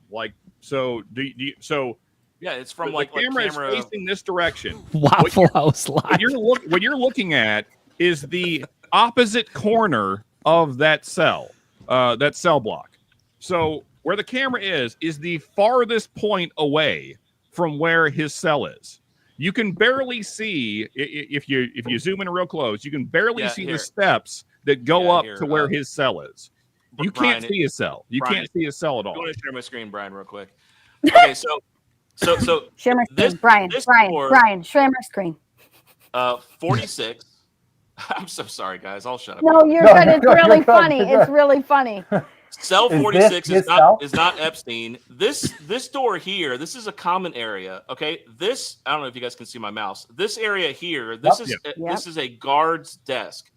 Yep. This 4 pixels right here. That's the steps. That's the steps to Epstein's cell. This is the video footage that they released proving he wasn't murdered. Are you kidding me? What is this Maria shit? said there's like a minute There's missing. a minute missing. Also, it goes from 148 to 150. Where's 159? 149, 59, whatever. Not only is there a minute missing, but there's actually a part where Epstein was released at 10 o'clock at night. Let me see if I can find it. Well, it's like 7:49. He was 7:49. He was released. Apparently, he went to make a phone call. A phone call to an unknown. They don't know how. Sorry, they don't. The FBI doesn't know how to trace the call. Yeah, he made an unmonitored call. What a surprise! By the way, as a person that's been to prison, every single one of your phone calls is monitored. They know exactly who you're calling all the time. This one just wasn't monitored. Would he have made it right here at this phone? No, it's around the 7:49 mark on the clock. You can see them walking him back. Yeah, and so he walks back, and you can't even see him. It's such a joke. I don't understand how they can possibly say this proves that he wasn't murdered. It proves nothing. And there's a minute missing. It's horse shit, Matt. Okay, and so, Marianne, here's what's more incriminating about the missing minute. Wait, hang on. Their story on why there's a missing minute is that every night when the cameras reset, there's a missing minute, which means that they knew that ahead of time, which is the perfect scenario to kill somebody. Well, listen, I probably shouldn't be saying this. I have one of the most extensive security camera systems around my house that anyone's ever seen for a home user. There is only one thing that disrupts my cameras, and that's when daylight to nighttime happens and the IR sensors kick over. There's about a 3-second delay. That's it. Yeah. So the fact that a whole minute's missing is very suspicious. Number two, I don't know if it was Bondi. I think it was Bondi. She stated during that not the town hall, what the hell was it called? Where Trump said, everyone's still talking about this. I can't believe it. When literally it was like a press conference. In a cabinet meeting or something. Yeah. So she said during that time that there were thousands and thousands of videos of kids, and she didn't want to release child PORN and all that stuff. She didn't want Yeah. that stuff to be Which released. no one's asking for. No one has. Right. I don't want to see the Yeah. kids. What I want to know Yep. is who the fuck is fucking with these kids. Why are they Yep. not being arrested? Why are they not going after these people? Also, let's be really clear. They're The, saying, the, oh, the, everything's the closed. FBI and the CIA deal with this stuff all the time. They go Right. through these kinds of things all the time. Why aren't these people going through these videos Dude. right now and finding Yeah. these pedophiles You and have- prosecuting them? You have people at J6 that are getting arrested from ATM cameras and crazy shit. And you're telling me that they can figure out who these people are on these cameras that are doing Like this horrible literally act? hundreds of videos. Yeah, no, thousands, Sean. I'm sorry, thousands. I'm sorry. It actually says it actually says tens of thousands of videos, Jesus. Sean. Unbelievable. Ten. No, not and not a single one of those. We couldn't find anybody. No, couldn't find sorry. anybody? And they closed the case. Why did he kill Why himself? isn't there What a background? fucking idiot. He should have just been like, well, you don't have anything. And why is his BFF girlfriend chick, whatever her name is, why the fuck is she in jail? Why is she still Yeah, what's there? she in jail for? She didn't Yeah. do anything. Nothing happened. She was So she was what- trafficking people to where? For who? Nowhere. No, Just- for no it one. was just to Apparently Jeffrey nothing. Epstein, Just for nobody Epstein. else. That's it. So let's go around real quick. I Let's put it in like all bold. establish. No one wants to see the kids. We want to know the people Yeah. who are violating the kids. Yes. Yes. Amen to that. So let's go around real quick and Nice, establish. Beautiful. Does everybody agree that this memo that came out this week that says there's no list and Epstein killed himself and there's nothing to say? Can we all agree that that's bullshit? You agree it's bullshit, Marianne? Yes, 100%. Matt, you agree it's bullshit? Bullshit. Okay, Sean, you agree it's bullshit? I completely agree it's bullshit. And here's I want to add to it. I think that I want to be clear, still politically neutral, not swinging either way. I'm not anti-Trump, not pro the other guy. But if you are backing Trump on this thing and if you're just going to back him to the end and you're not going to say shit about this, then you're kind of the problem. Yes. Yeah. So, Not kind of. 100% you're the problem. Okay. like you got to Ben? step up when something's wrong. This Right. is the This, Ben? is, biggest this is fumble. horrendous. bullshit, The biggest right? fumble of the Trump administration this term. Biggest fumble. Oh, Hold on. no, Myron says bullshit. I'm asking Ben. Ben, bullshit. You agree with bullshit? I agree that it's bullshit. And Myron also agrees. That was so we good. got 4 poop emojis from Myron. Myron. So everybody agrees that it's bullshit. So then the next question is, and there might be an obvious answer, but maybe somebody has a more intricate or conspiratorial answer, Sean. But like, if this is bullshit, then why are they? I mean, I feel like everybody overwhelmingly is looking at this suspiciously or as if it's bullshit. So why do this? Like, what is the motivation to put out this false? Like, they're like, what are they protecting? What are they not telling us? Like, what is the motivation behind Marianne, all I this? think I'm going to have an answer for you that you may not suspect. Okay. Okay, you go first. Okay. Honestly, I think Trump is so full of himself that he thinks whatever he says that people are going to continue to keep following. But that's not the question. That you said why put What's this the motivation out? What's the for motivation? covering this up? Because people are going to just listen to him and say, "Yep, it was bullshit," and we'll move on. That we don't need to hear about it anymore. But if it's not bullshit, why are they saying it's bullshit? Him wanting people to believe it isn't enough. There's got to be a Because reason why they're not telling us this stuff. he and his people are on that fucking list. Okay, all right. Okay, So fair let's- enough. So Let's address that. I have okay. If that now Well, if that okay, were true, if I may, Matt. yeah, go um, ahead, John. So talked enough. here's the thing. I think you're right, Sorry. Marianne, Sorry, but Brian. I I'm never don't think he's on I'm the never list. going to be invited back. Don't apologize. No, No, Matt, you're good. Matt, we're having a great time. I want to be really clear. This is what I was This hoping is would happen. Yeah, I fantastic. think this is good. But so here's the thing. I think he's on the list, but not in the way that you suspect that he is. Okay. So I think that even Trump thought he wasn't on the list. And here's why I say that. Oh. Now, so again, I've probably spent way too much time on this week. From what here, let's just run down the events real quick. Epstein buys this island in 1998. It Ben's probably grabbing took the him. hazmat. It probably took him a yearish, 2 years to get everything set up the way he wanted. Who knows? Trump and Epstein in their decade-long friendship around 2004. It was probably the relationship was probably breaking down around 2003. So there's like this 5-ish year window where the island was open and Trump was possibly visiting the island. I think that Trump probably thought that was so long ago that no one remembered or that it wasn't documented. Here's the problem, though. The feds have been on Epstein since 2005. In 2005, he was charged with basically molesting multiple minors. But here's where it gets interesting. And I told you there's a Diddy connection. What's interesting about that? He's charged in Florida, but then the Florida prosecutor sends it to the federal court. He who? Diddy? Epstein. Oh, Epstein. Epstein's charged in Florida in 2005 for molesting multiple minors. For whatever reason, the prosecutor in Florida sends it to the federal court. There was no reason to do that. Florida had it under control. But here's where it gets interesting. The same prosecutor, by the way, let's see here. How can I? We need. Let me find it. I got it. Here we go. Let me share this for you folks. Okay. The same prosecutor that was prosecuting this case also prosecuted the Diddy case, also prosecuted Maxwell's case. This is, for anyone that doesn't know, Comey, who was FBI director. James Comey. This is his daughter. You can see on screen. She was responsible for Maxwell, Epstein, and Diddy. Motherfucker. Holy shit. Sean. So what I'm saying is these people are making sure. Let me share the next thing here. Because all the Florida folks, I didn't know that. What the hell? The Florida folks. Yeah.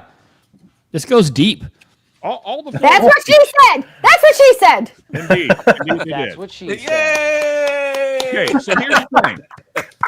If you don't mind to share this, Brian. Yep. Gotcha. All right. So this fella here, as you can see, this is, let me get his name right here. This is Alex Acosta. This was the lead prosecutor in Florida. What was he told? Appointed by Trump, correct? Well, that happens later. Okay. I was told Epstein belonged to intelligence and to leave it alone. That is why he sent it to the federal prosecutors, because of this statement right here. This, by the way, you can look this up. This is TMP. You can type this into Google and you can read the whole statement. TPM. What I'm saying is these people work together to cover their own. And what I mean by their own is Epstein was a CIA op. There's plenty of information out there. He was claiming it 24 years ago. Hang on. So you think that he was more of a Tom Cruise, American-made type guy? No, not Tom Cruise. This guy was collecting evidence for the CIA.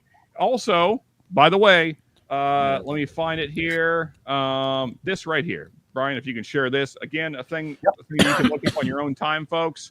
This was data gathered by NEAR, which is a company that the CIA and FBI uses to track cell phone operation. These are the locations of people that traveled to Epstein Island. There's over 200 locations. So anyone that thinks that just Trump is the problem or Clinton is the problem, we got a lot bigger problems here. Clearly. Yeah. I mean, I don't. Yeah. So like that, that's why.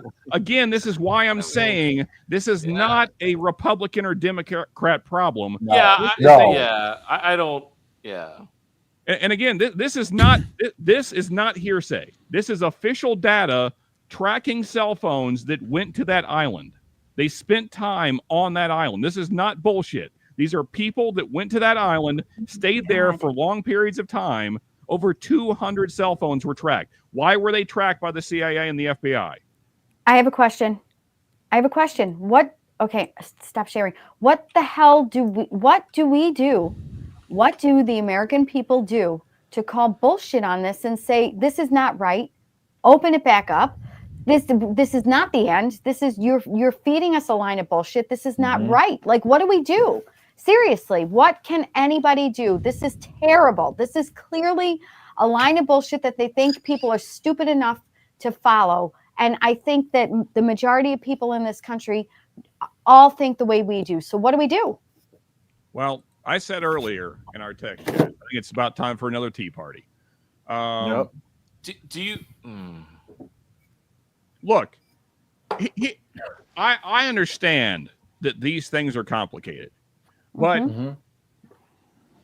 last Friday was July 4th. Yes. What does freedom mean to you? It means, Miss Does Elizabeth, it mean this fucking government? Is that what it is? We promise we'll bring the boats back. We'll be right back. That's what it means. I Honestly, don't think last we can weekend answer this. it really meant a lot of drinking beer in a kiddie pool for me in my garage. Brian, It was hot as balls. We had to get a kiddie pool, soak our feet in it. Can I interject here? Brian, Yes, hang on. Ben. Brian, can you share my Wait. screen real quick? Yeah, hold on. Go ahead, Ben.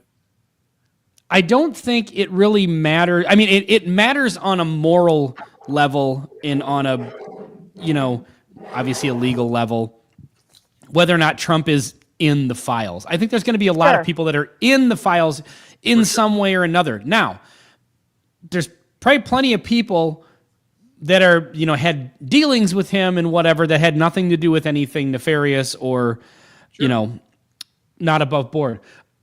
I will say as a side note, when was the first time he was convicted? Like 95? Is that what you said, Sean? No, 2004 was when allegations Or 2000 arrived. 2005 was 2005. when he was actually investigated and then convicted Okay. in 2006. So how many of these people were still palling around with him after that? Right.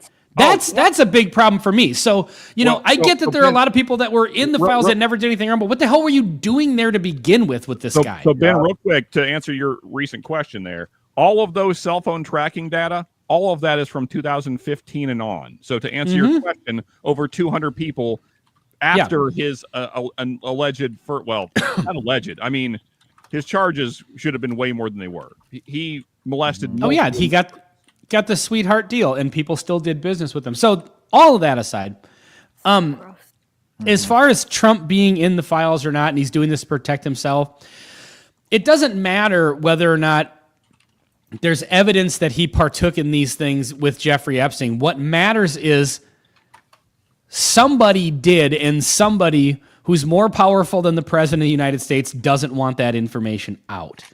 So Trump is out there on the campaign trail talking about, we're going to release the footage. And, now that he's president, he signed this thing saying, we're going to release the footage. And, I don't know. There's got to be some sort of behind the scene thing that happened. It's like, oh, that's a really nice left ear you've got. Sure be ashamed if something happened to it. By the way, we've got your schedule for next week. We've got you scheduled for a parade in Dallas. Yeah. And Yeah, so right? that's all it takes. It doesn't necessarily mean that he's part of it, which I wouldn't be shocked if he was. But even if he wasn't, somebody doesn't want that information out. And if you think that Donald Trump is the most powerful person in the United States, I have some very bad news for you. Yeah. The other thing is, you say, what can we do about it? What do we do about it? The thing that I find most disturbing about this, because I, just like all of you, and I think most people, I think this is just the odds of, leaving a 1% chance that, hey, there actually wasn't anything, and there isn't anything, and there is no list. Okay, well, if that's the case, then it was probably deleted by the previous administration. This has spanned 2 presidential administrations now with 2 different political leanings, and we're still getting fed the same bullshit. And the amount of evidence to the contrary that's already out there, it's just overwhelming. It's just like the Trump assassination attempt. The amount of evidence to say that it was just this fucking dork that got on a roof and took a shot at him. Are you kidding me? It's ridiculous. Or the shit. Yeah, the same. And getting back. So what I was going to say about that, the thing that I find most disturbing about this is in the timeline of abusive relationship between the government and the people of this country that we're in right now. It used to be, the government would do shit and they just lie about it and people would go about their days because we didn't have the internet as much of a shit show as it is. It does have value because it does provide a way to transmit information. It used to be the government would lie. Nobody would really know about it. They'd maybe get a little suspicious, but they would take Walter Cronkite's word for it. There was just the news. And then it became apparent the government is lying to you. And they tried to say, no, we're not lying to you. Here you do this and that. But it was obvious. We're at the point in the abusive relationship now where I think we're at the point where it's, yes, I'm lying to you, but what the fuck are you going to do about it? Sit down, shut up, and get in line. And eat shit. That's the disturbing part. That's the disturbing part. What is your recourse? Oh, nothing. Get in line. Yeah. This is what we're doing. Because they're so brazen about it now. And Ben, I couldn't agree more. Ben, you just hit the nail on the head. That's exactly why I'm so angry about this. Because this is so blatantly disrespectful to the American people. It's exactly that. It's like, what the fuck are you going to do about it? Nothing. You're not going to do nothing again. And I'm saying, let's stop doing nothing. Yep. Yeah. Matt, what were you going to share? I don't have it here anymore. You're Matt's muted. Bud. Matt, you're muted. No. Don't be upset, Matt. No. I'm not. It doesn't matter. I was just Pam Bondi talking about the tens of thousands of videos, but I mean, I have fun. Oh yes. Also, shit. Ben was pointing out that there's more powerful people than Trump. There certainly is. Money talks, baby. Not all of them from our country's government, by the way. That's exactly right. Not going to open up that can of worms, but you all know who it is. So let's name them. Let's name names. So because we know you can. Jeffrey Epstein had multiple passports with This is pseudonym names. Sean, the whiskey cowboy, talking right now. Sean, the whiskey cowboy. All right. Well, no, it's public information. It's public information. I'm not saying I don't have like some top level CIA clearance. It's public information that Jeffrey Epstein had multiple passports with pseudonym multiple names. Why does a regular civilian have multiple passports with multiple names? Again, this is CIA kind of activity. So Brian, here's the thing: we know that he had relations with Mossad and the Saudis. Oh, and that's where Halpern was going. He said that the other explanation is that there's intelligence sources involved here, or agencies involved. He said either the U.S. intelligence agencies or foreign ones, and immediately your mind goes to Mossad, right? Like, is that like, and do they have? So and I want to put this delicately because I don't want to sound like I'm casting dispersions. thank you, Dr. Robert. But can a foreign intelligence agency exercise that kind of influence on our decisions here? Am I being naive to think that's crazy, or is that just kind of shit that happens every day? The CIA has used blackmail against its own government more times than we can count. Oh, it's so disgusting. Yeah. By the way, can I just point out, side note, cheers, welcome, Daniel Berry Sports Highlights just commented, happy Thursday, hello, everyone. Can you imagine just coming into this stream right now? Apologies, folks. Well, welcome, Daniel Berry. My want- chest, my red-headed stallion. I think we should take a moment to appreciate What that happened to Myron. Gun show. It's a gun show. Matt makes a fair point. Why is Myron? Well, yeah. First of all, Myron is thanking his lucky stars he's not on the panel tonight, and secondly, even Myron's not a mod. I'm gonna mod you right now, Myron. What is going am on? I not a mod? Let me get on YouTube. Now Ben has his shirt back on? What the frick happened here? What? No, this is the replay. We're delayed wait on a minute. YouTube. I'm sorry. I have no idea. Okay. Ben said every politically incorrect thing we said, he was going to take off one item of clothing. He's down to his undershirt, so let's keep going. Did somebody comment on the fact that I ditched my sweatshirt? I missed it. No, me. No, just Marianne me, just- Ben. Oh. I was paying attention to you, baby. I thought you might be. Always. No, and then what happened was, this is weird. Brian switched over to mod Myron, and so that YouTube is on a delay, and you had your sweatshirt back on. and I'm Oh. like three pours in here, and so like that was a little confusing to me. Gotcha. Yeah, it doesn't usually get hot in my basement. Like usually, even in the hottest days, it's like freezing in my basement. It's sweatshirt weather, which is awesome. You know why it's Um, hot down Because there, we're bringing Ben. the heat tonight. You Ben. know why, Ben? You know what's hilarious is that so my youngest stepson, his bedroom is down here in the basement, and so sometimes I can hear him when he's down here, and it's like you guys are all in an earpiece. And, you know, he typically knows when I'm going live, but I always wonder what it's like from his perspective. Like when we get in these Your side. conversations, like I'm just in the other room ranting about the government out loud.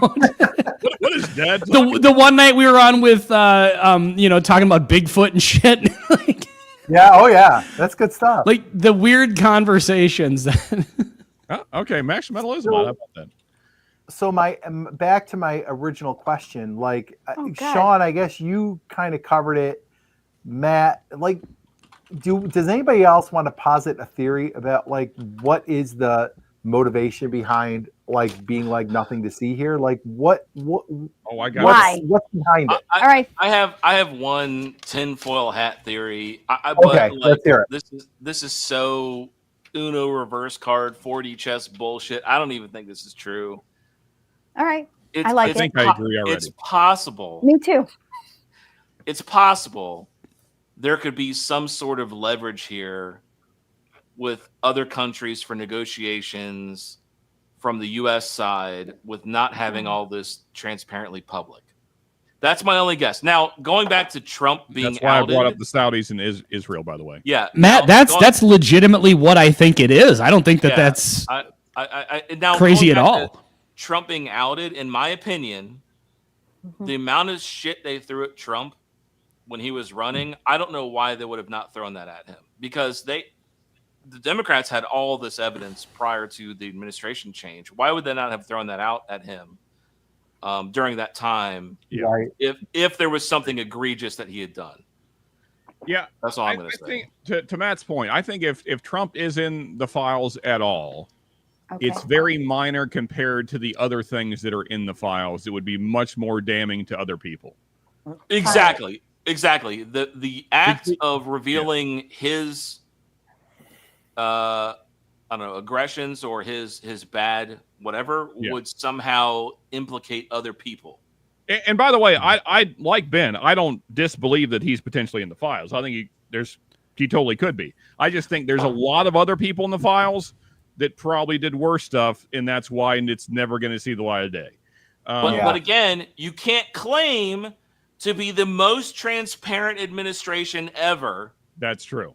and start pulling this bullshit. I'm sorry. Who said in our group today? It was Sean, I think. He said about draining the swamp, and really, he's just part of the swamp too. Like Yeah. it's all the same shit. Well, and that's the thing. Like, I can't see. Like, to me, I've heard a lot of people today talk about like how Trump's base, the MAGAs, it's resilient and they'll come back and all this stuff. And I just like the question that keeps repeating in my head is how can you like? I'm not necessarily suggesting that you need to abandon him and be like, I'm never voting for this guy again or Well, you whatever. can't- You know you what I can't- mean? you Like can't. I'm never supporting him again. But how can you not hold his feet to the fire for this? And I know there's people. Well, and- so that- On the that- plus side, I think but a lot Brian- of people actually are. Yeah. A lot of people actually are, which Yeah. I think is Yeah. is good. Yeah, listen, they have to. If you're anti-Trump, like I said, you're on cloud nine this week. If you're pro-Trump, this is the biggest disappointment, the biggest fumble his Yep. administration has Agree. made. Hey, Agree. this- It's a period, huge unforced error. It's a huge unforced error. Brian, this is a short here, so this won't take much time. But this was Garrison. Trump earlier this year, and I want people to pay attention to how he addresses the Epstein files, particularly compared to how he answers the other questions. Just full screen it, please. Okay. Thank you. Do I need to play it? I guess I need to play it, right? Yeah, you got to play it. Okay. President, would you declassify, you can answer yes or no to this. Would you declassify the 9/11 files? Yeah. Would you declassify JFK files? Yeah, Would I you, did. I did a lot of it. Would you declassify the Epstein files? Yeah, I would. All right. I guess I would. I think that less so because, you don't know it. You don't want to affect people's lives if it's phony stuff in there because there's a lot of phony stuff with that whole. Ah. But I think I would, or at least Do you think that would restore? What does he mean? Was that by before or after Butler, Pennsylvania? I do. Oh, He Ben, hedges. He great. definitely. Great question, Ben. I Yeah. see where you're going there. He definitely hedges there. Like you see him immediately kind of hesitate, but I mean, he did qualify by saying if there's stuff that's fake in there. But exactly, Brian. What does he said? Listen, I mean, we almost need to play. He says there's a lot of phony. There might be a lot of phony stuff in there. You know how this is. There's always a lot of phony stuff in there. What does he mean by that? Yeah, And it's a also, setup. how does he fucking know that? That's right. That's right. You can't just say shit if it's not coming from anywhere. What do you He knows mean what's in there, and by? he's trying to prepare people for it to start saying it's bullshit, it's not existing. Like he did that in advance. To So give, you think that hedging and using that word phony is to lay a narrative? Yes. What I'm saying is that, and I'm not saying just him. What I'm saying is that he apparently had information that told him, or else why would you say that things were fishy in those files, which means that he had seen the information. That's interesting. Well, we might know if maybe they were the most transparent administration ever. We might know. That's all I'm going to say. I'm just You're saying, right, Matt. what I'm saying is he answered everything else very directly. It was just Yeah. yes, I will. No hesitation either. It was boom. And then with that, he gives a caveat. Yeah, Why? Bingo. Yep. Mhm. I would just like. Do you guys want to hear something hilarious? Yes, Yes. Ben. So Trump just settled like a $16 million lawsuit with, I think it was like CBS, because of how they edited that Kamala Harris interview. Yep. You know what I'm talking about? Yeah. Yeah, they took her answer and they basically edited it out and put a different answer to the question. They edited out all the word salad. And I agree that it was terrible that they did that. They should not have done that. Yep. That interview that Sean just played, I believe, allegedly, to the best of my knowledge, Fox News edited that and they cut out the part that he waffled and they just showed him saying yes. Go figure, Ben. I Go believe figure. that happened. So if you want to know how shitty it is going back and forth, Wow. I want to throw something out here. We talked earlier about the two-party system. It's just one of the most brilliant things I ever heard in regards to this, and how terrible it is. Lewis Black once said that our two-party system is a bowl of shit staring at itself in the mirror. And if that's not the best description of it, I don't know what is. And again, folks, because I know, we've all been kind of hard on Trump tonight. I don't think anybody here is an anti. He said hard on. Yeah. That's what she said. Come on, Ben. Gosh darn it. That's what At she least said. where I'm at is that we need to be hard on all of these people because they're running our government.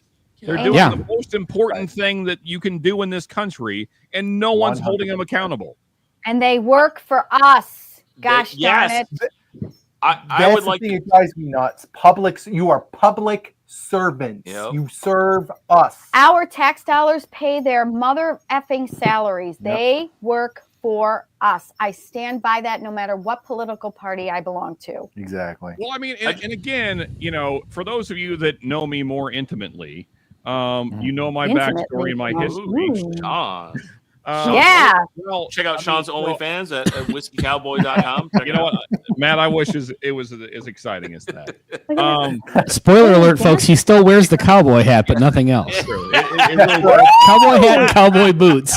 It does it for the ladies. But anyway, no. But on a serious note, when I was a young man, I unfortunately watched an underage girl. Not like the full thing, but I walked in on it happening. I watched an underage girl get gang raped.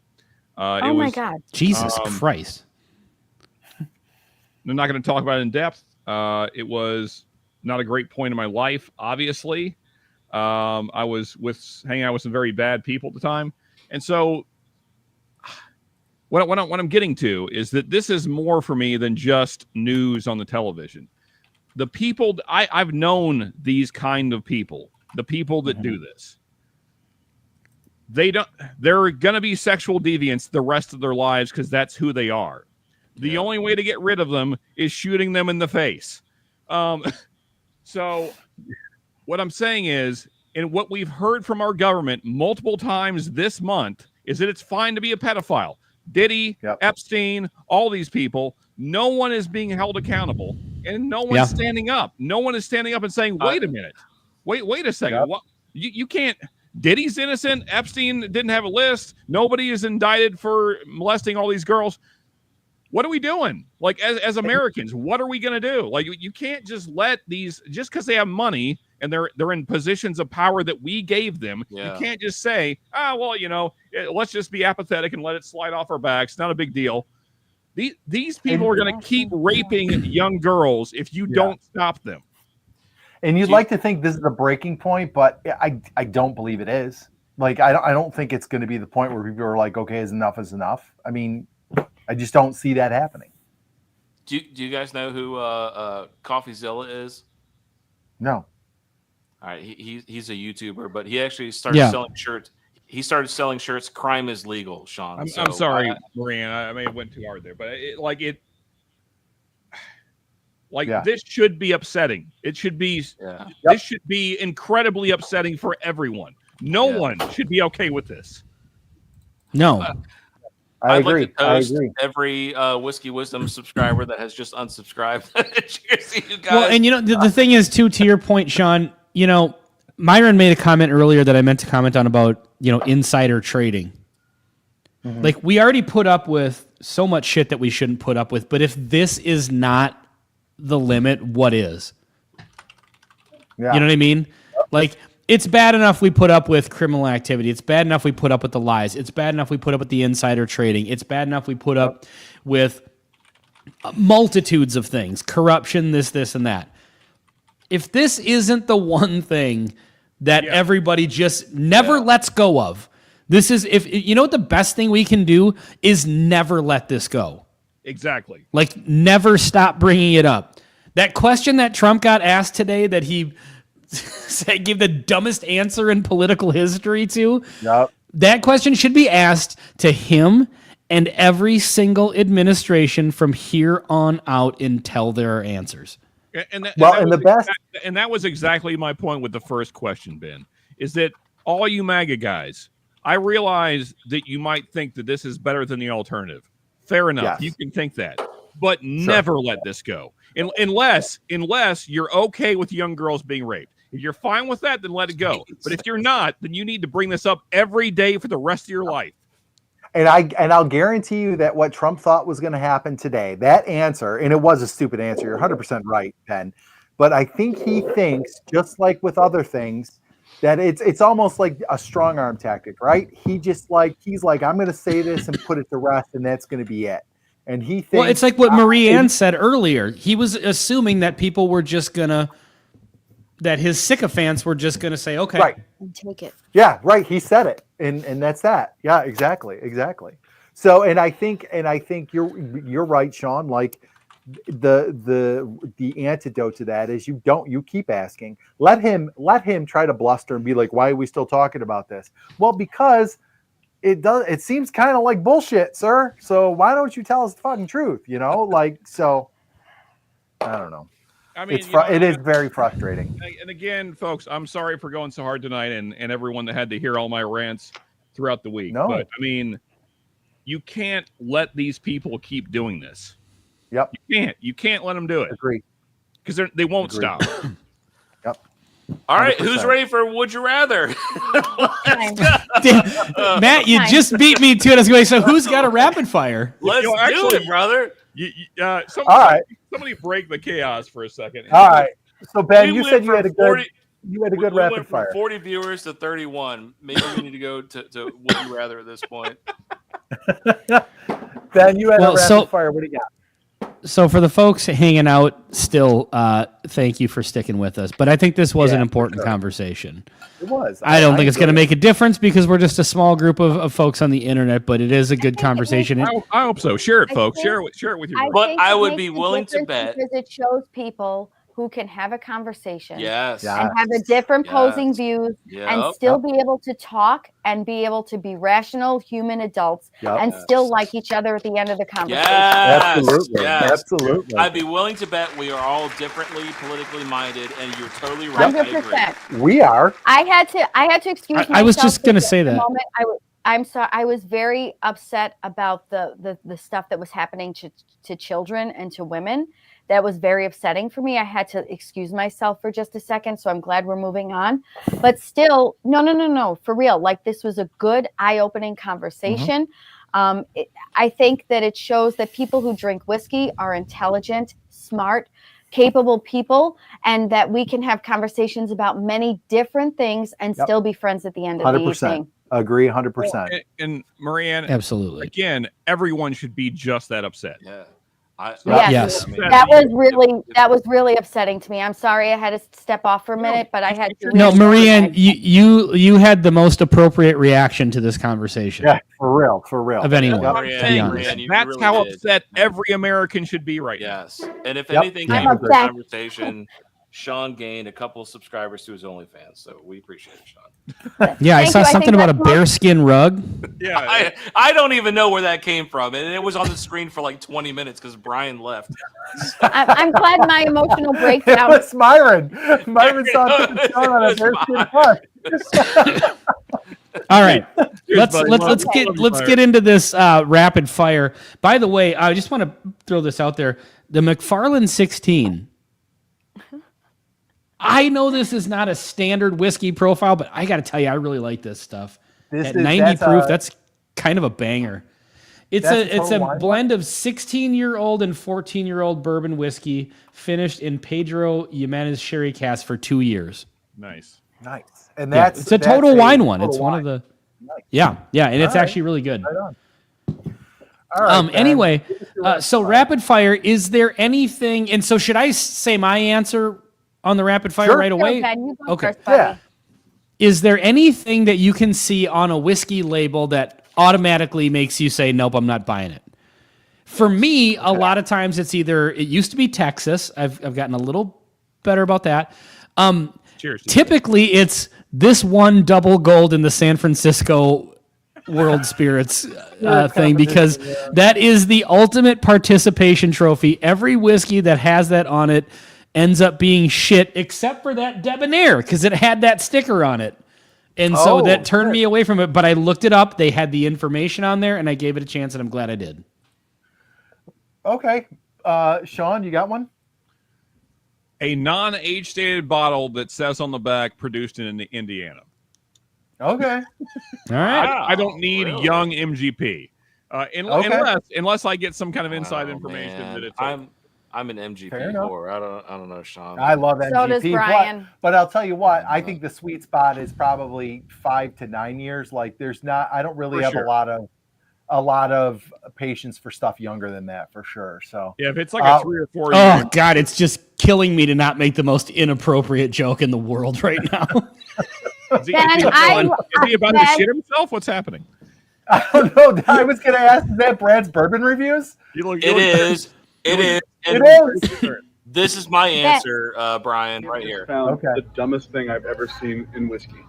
It's a very deep, rich color. 90 proof, not too bad. Wonder how long it's aged.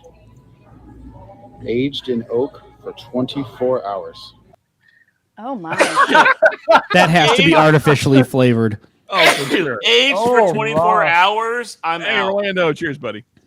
Yeah, I'm that's out. probably a good answer to be out on that, for sure. Yeah. Mine, Depending is on the if- price point, I would 100% buy that just to drink it on the channel. Right? Yeah.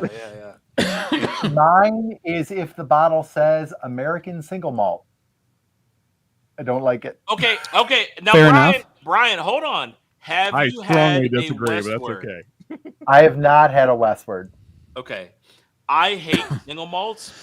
Westwards change the game.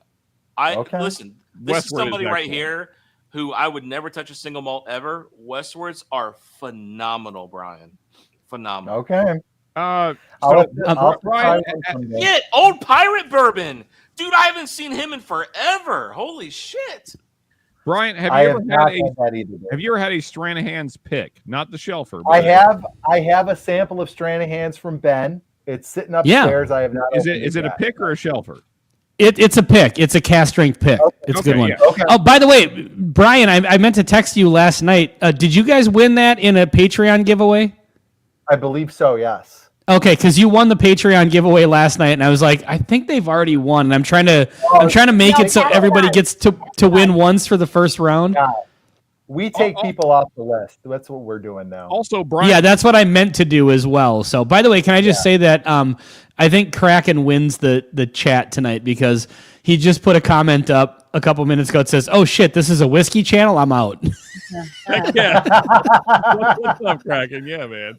Brian, I'm going to send you and your lovely wife some Westward whiskeys, and y'all need to go through them together and let me know what you think. Agreed. It will. All right, we'll do it. If I'll tell you this.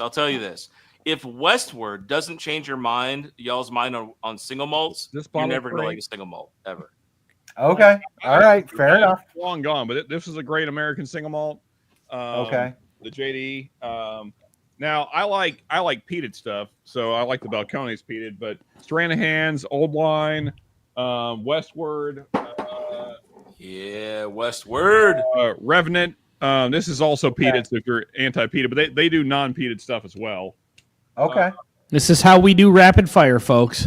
This is how we do They're it. just rapid firing all their single malts. It's my turn. Okay, what's you? Okay, two What's things. you? What's you? Two Go things ahead. I want to say, Ben. I think if you and I got Rapid together, fire. shushy. Everybody else had their turn. You shut up. If Ben and I were together in real life, we would do some damage together socially. Like seriously, you and I are like this, Ben. First of all, second. I of got all, you, I'm- Marianne. I'd love to be a Thank you. fly on the wall. Okay, the second thing, I hate to give this answer because I was taken so seriously in the last segment, but seriously, you guys, I'm sorry, I don't like when things say cigar blend. Okay, that's Oh, all right. I just fair don't enough. like it.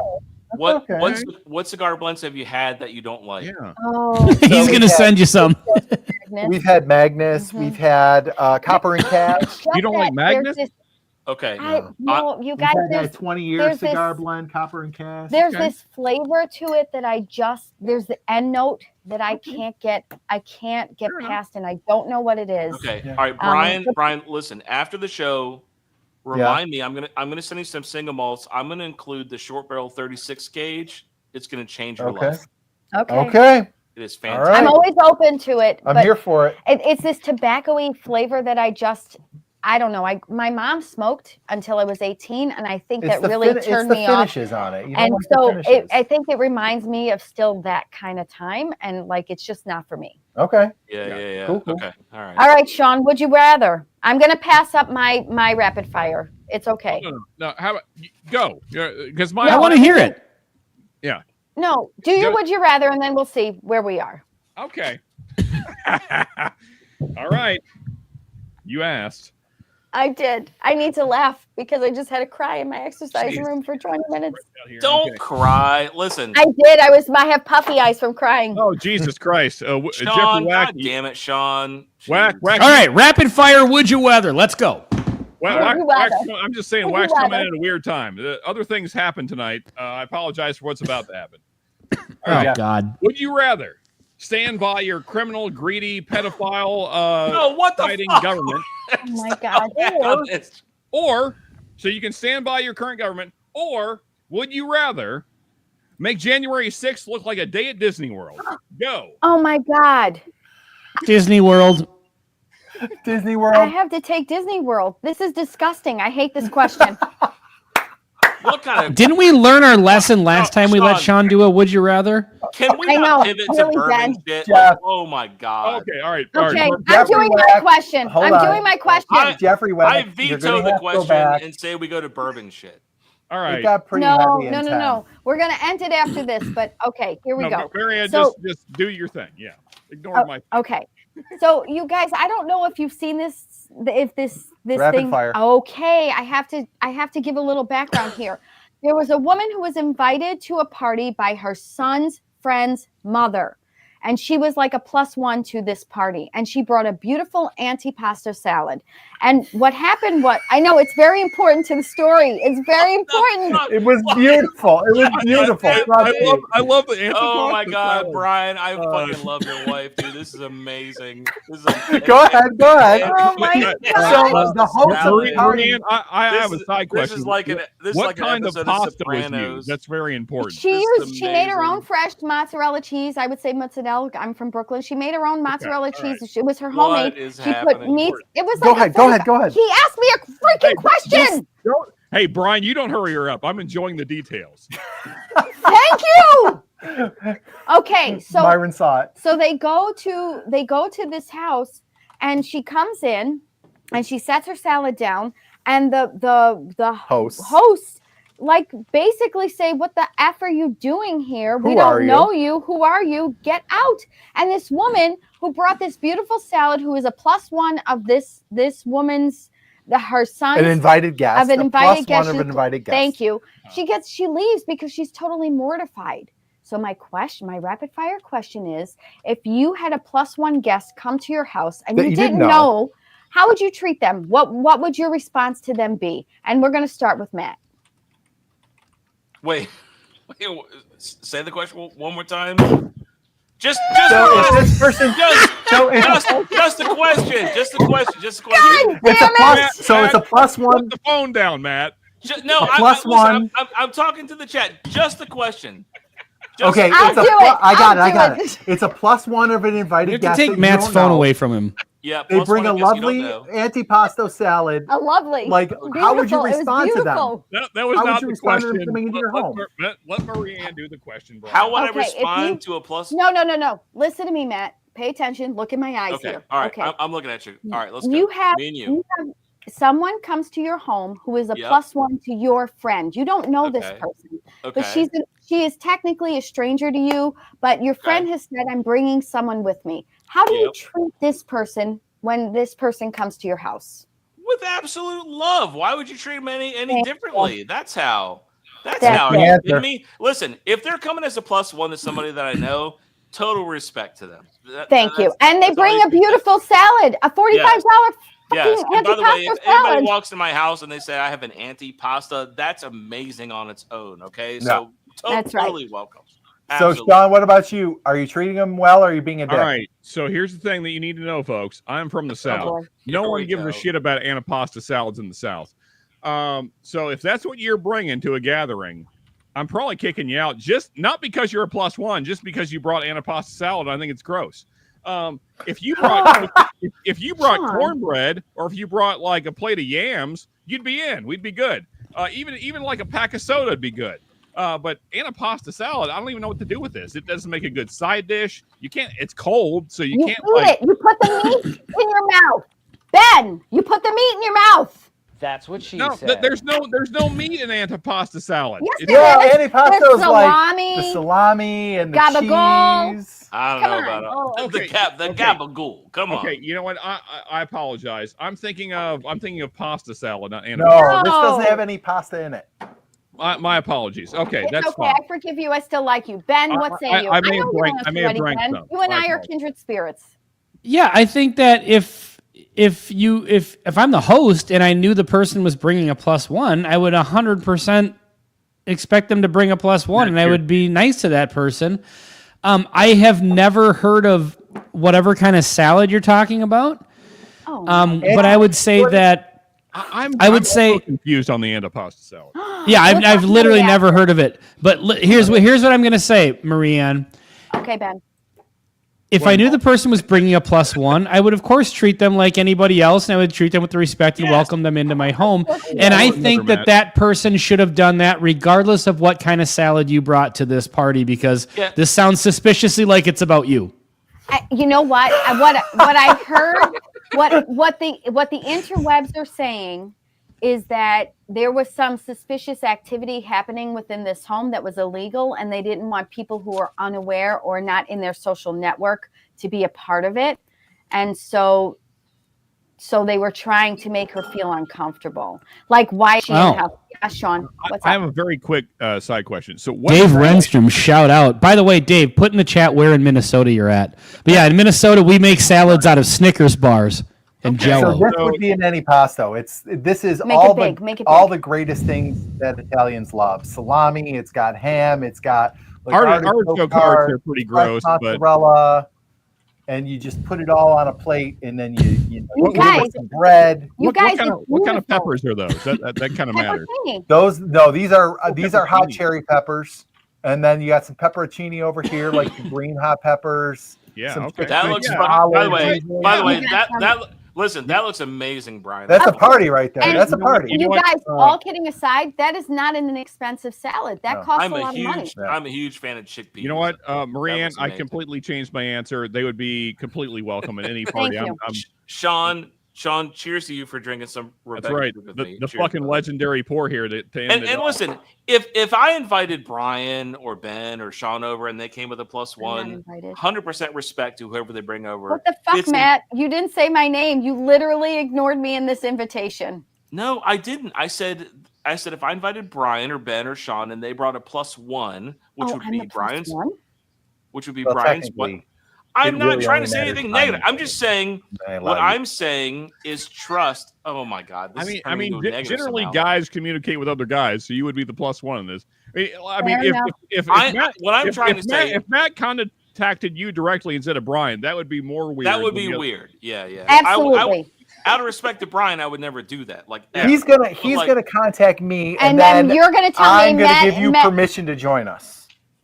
you were on a roll until Oh, that God, last we bit of better bullshit. end the stream right now. Jesus Christ! I've All right, lost it's time probably. to end. According to So, Kraken, what do you guys we're got part of coming the, up? Ben, we'll start with you. Ben, what do you got coming up on your channel? This is bullshit. Brian's getting Um, stabbed later. That's all. I On Monday, I've got a video about like bourbons I'm chasing. I tried to do something different, like bourbons I'm hunting, and it's kind of like ask the chat, what are you looking for? Should I be looking for these? And then I've got Penelope Marshmallow Toast, courtesy of Brian and Deb at Buffalo Bourbon Enthusiasts, and super excited about it based on your review of it, Yep. and find out if I agree with you or not. Ben, you'll agree with me because look at me. Is it? It's really good. On Monday or Thursday. So yeah, there's that. All right. Matt, what do you got coming up? July 25th, we're doing a 90s dedication show. Check it out. It's going to be amazing. We got On the Barrel. We got Baker Drinks. We got Jen Clifton, Rusty. It's going to be a wild time. Check us out. July 25th, 9 p.m., 90s show, Whiskey Wisdom on our channel. Interestingly, that's the day before mine and Brian's 22nd wedding anniversary. That's right. look at that. That's Nice. And Sean, what about you, my friend? Okay, so ends up that I picked up a very exciting bottle. I'm going to send samples out here pretty soon. You guys should ask some questions about it. Why don't you? What's this bottle, Sean? Actually, Sean, what is this bottle you picked up? actually on my desk right now. Does the bottle have 1 minute of missing time when it was poured from the barrel? Ah, Well, so let me look around my desk here. Okay, all right. Is the Actually, bottle over 18 years aged? Actually ends up there is no bottle. I'm sorry. My apologies. oh, God. My poor heart can't take any more tonight. The bottle does not exist. Bing. Nothing Right. to see here. Nothing to see. Like Men, this. Men in Black. You gotta do What are you talking yeah. about, man? There was no bottle. There is no list. My apologies. I thought I had a very exciting bottle. Everybody would be interested in.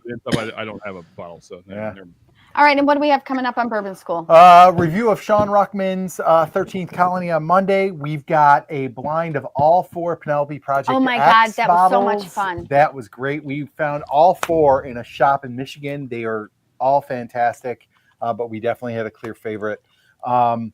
And we might do a live stream, not next week, but the week after the next Whiskey 6, which is the 31st of July. I think Let's that's do it. That's the first opportunity we have to live stream. I So know, we'll we're probably kinda live stream busy. July 31st. The Whiskey 6 is going to be back on July 24th. Our guests are going to be Troy and Laura from Baker. Baker Drinks. Very So good. that's gonna be a good time. Yay! We Love finally Troy were and able to Lisa. schedule them. So, Matt, We've got to thank get you so on the much. barrel whiskey on here, by the way. What's that? We've got to get on the barrel whiskey on here. I've had Yeah. them. They Okay. were fellow Minnesotans, but they're expats to Wisconsin now. But yeah, those guys are great. They were in On the chat Barrel tonight. Whiskey, I will be in touch Kaylin to and have you on the Dustin show. are. Kaylin and Dustin are fantastic. All right. they're- We'll do Also, it. I can't let it slide. We have to point out how great Matt was tonight. Oh my Absolutely. God! Yes. Absolutely, Thank you. 100%. Thank Matt Great time. Matt came with the research. It was awesome. He So had a Matt, show notes. That was beautiful. both. Thank you so much. I feel like Matt is a kindred spirit of mine. Mr. Mom, I would pay exorbitant amounts of money for a Mellow Corn store pick. That would be amazing. Now listen, we had over. I would tater the fuck out on that bottle. We had over 41 people at one point. Now here's the question: is this going to beat out the previous Whiskey Wisdom channel, which, by the way, has the highest views on your channel it was so far? the highest We for did a very well. long I time. don't We know. did well tonight. We did really I don't well. know. Of course, we don't really know because I was not behind the camera keeping the statistics. right. I want to cheers to Myron and Bobby. We miss them We this missed evening. you guys. sure. Always, a different kind of show when they're not here. And I just want to shout out them. Hi. All right, guys. So we'll be back with the Whiskey Six on July 24th with Baker Drinks. In the meantime, subscribe to the Whiskey Six. Subscribe to Whiskey Wars, Mash and Metal, Bourbon Note, Bourbon Drop, Bad Axe Bourbon, and Whiskey Wisdom. And Bourbon if School. you're so inclined, Bourbon School. We appreciate you all for watching tonight. Thank you for tolerating our conversation, and thank you for witnessing what good conversation looks like amongst friends. Absolutely. Guys, thanks for watching. Thanks for subscribing. We'll see you in 2 weeks. Cheers, everybody. Cheers, Thanks for everyone. having me, guys.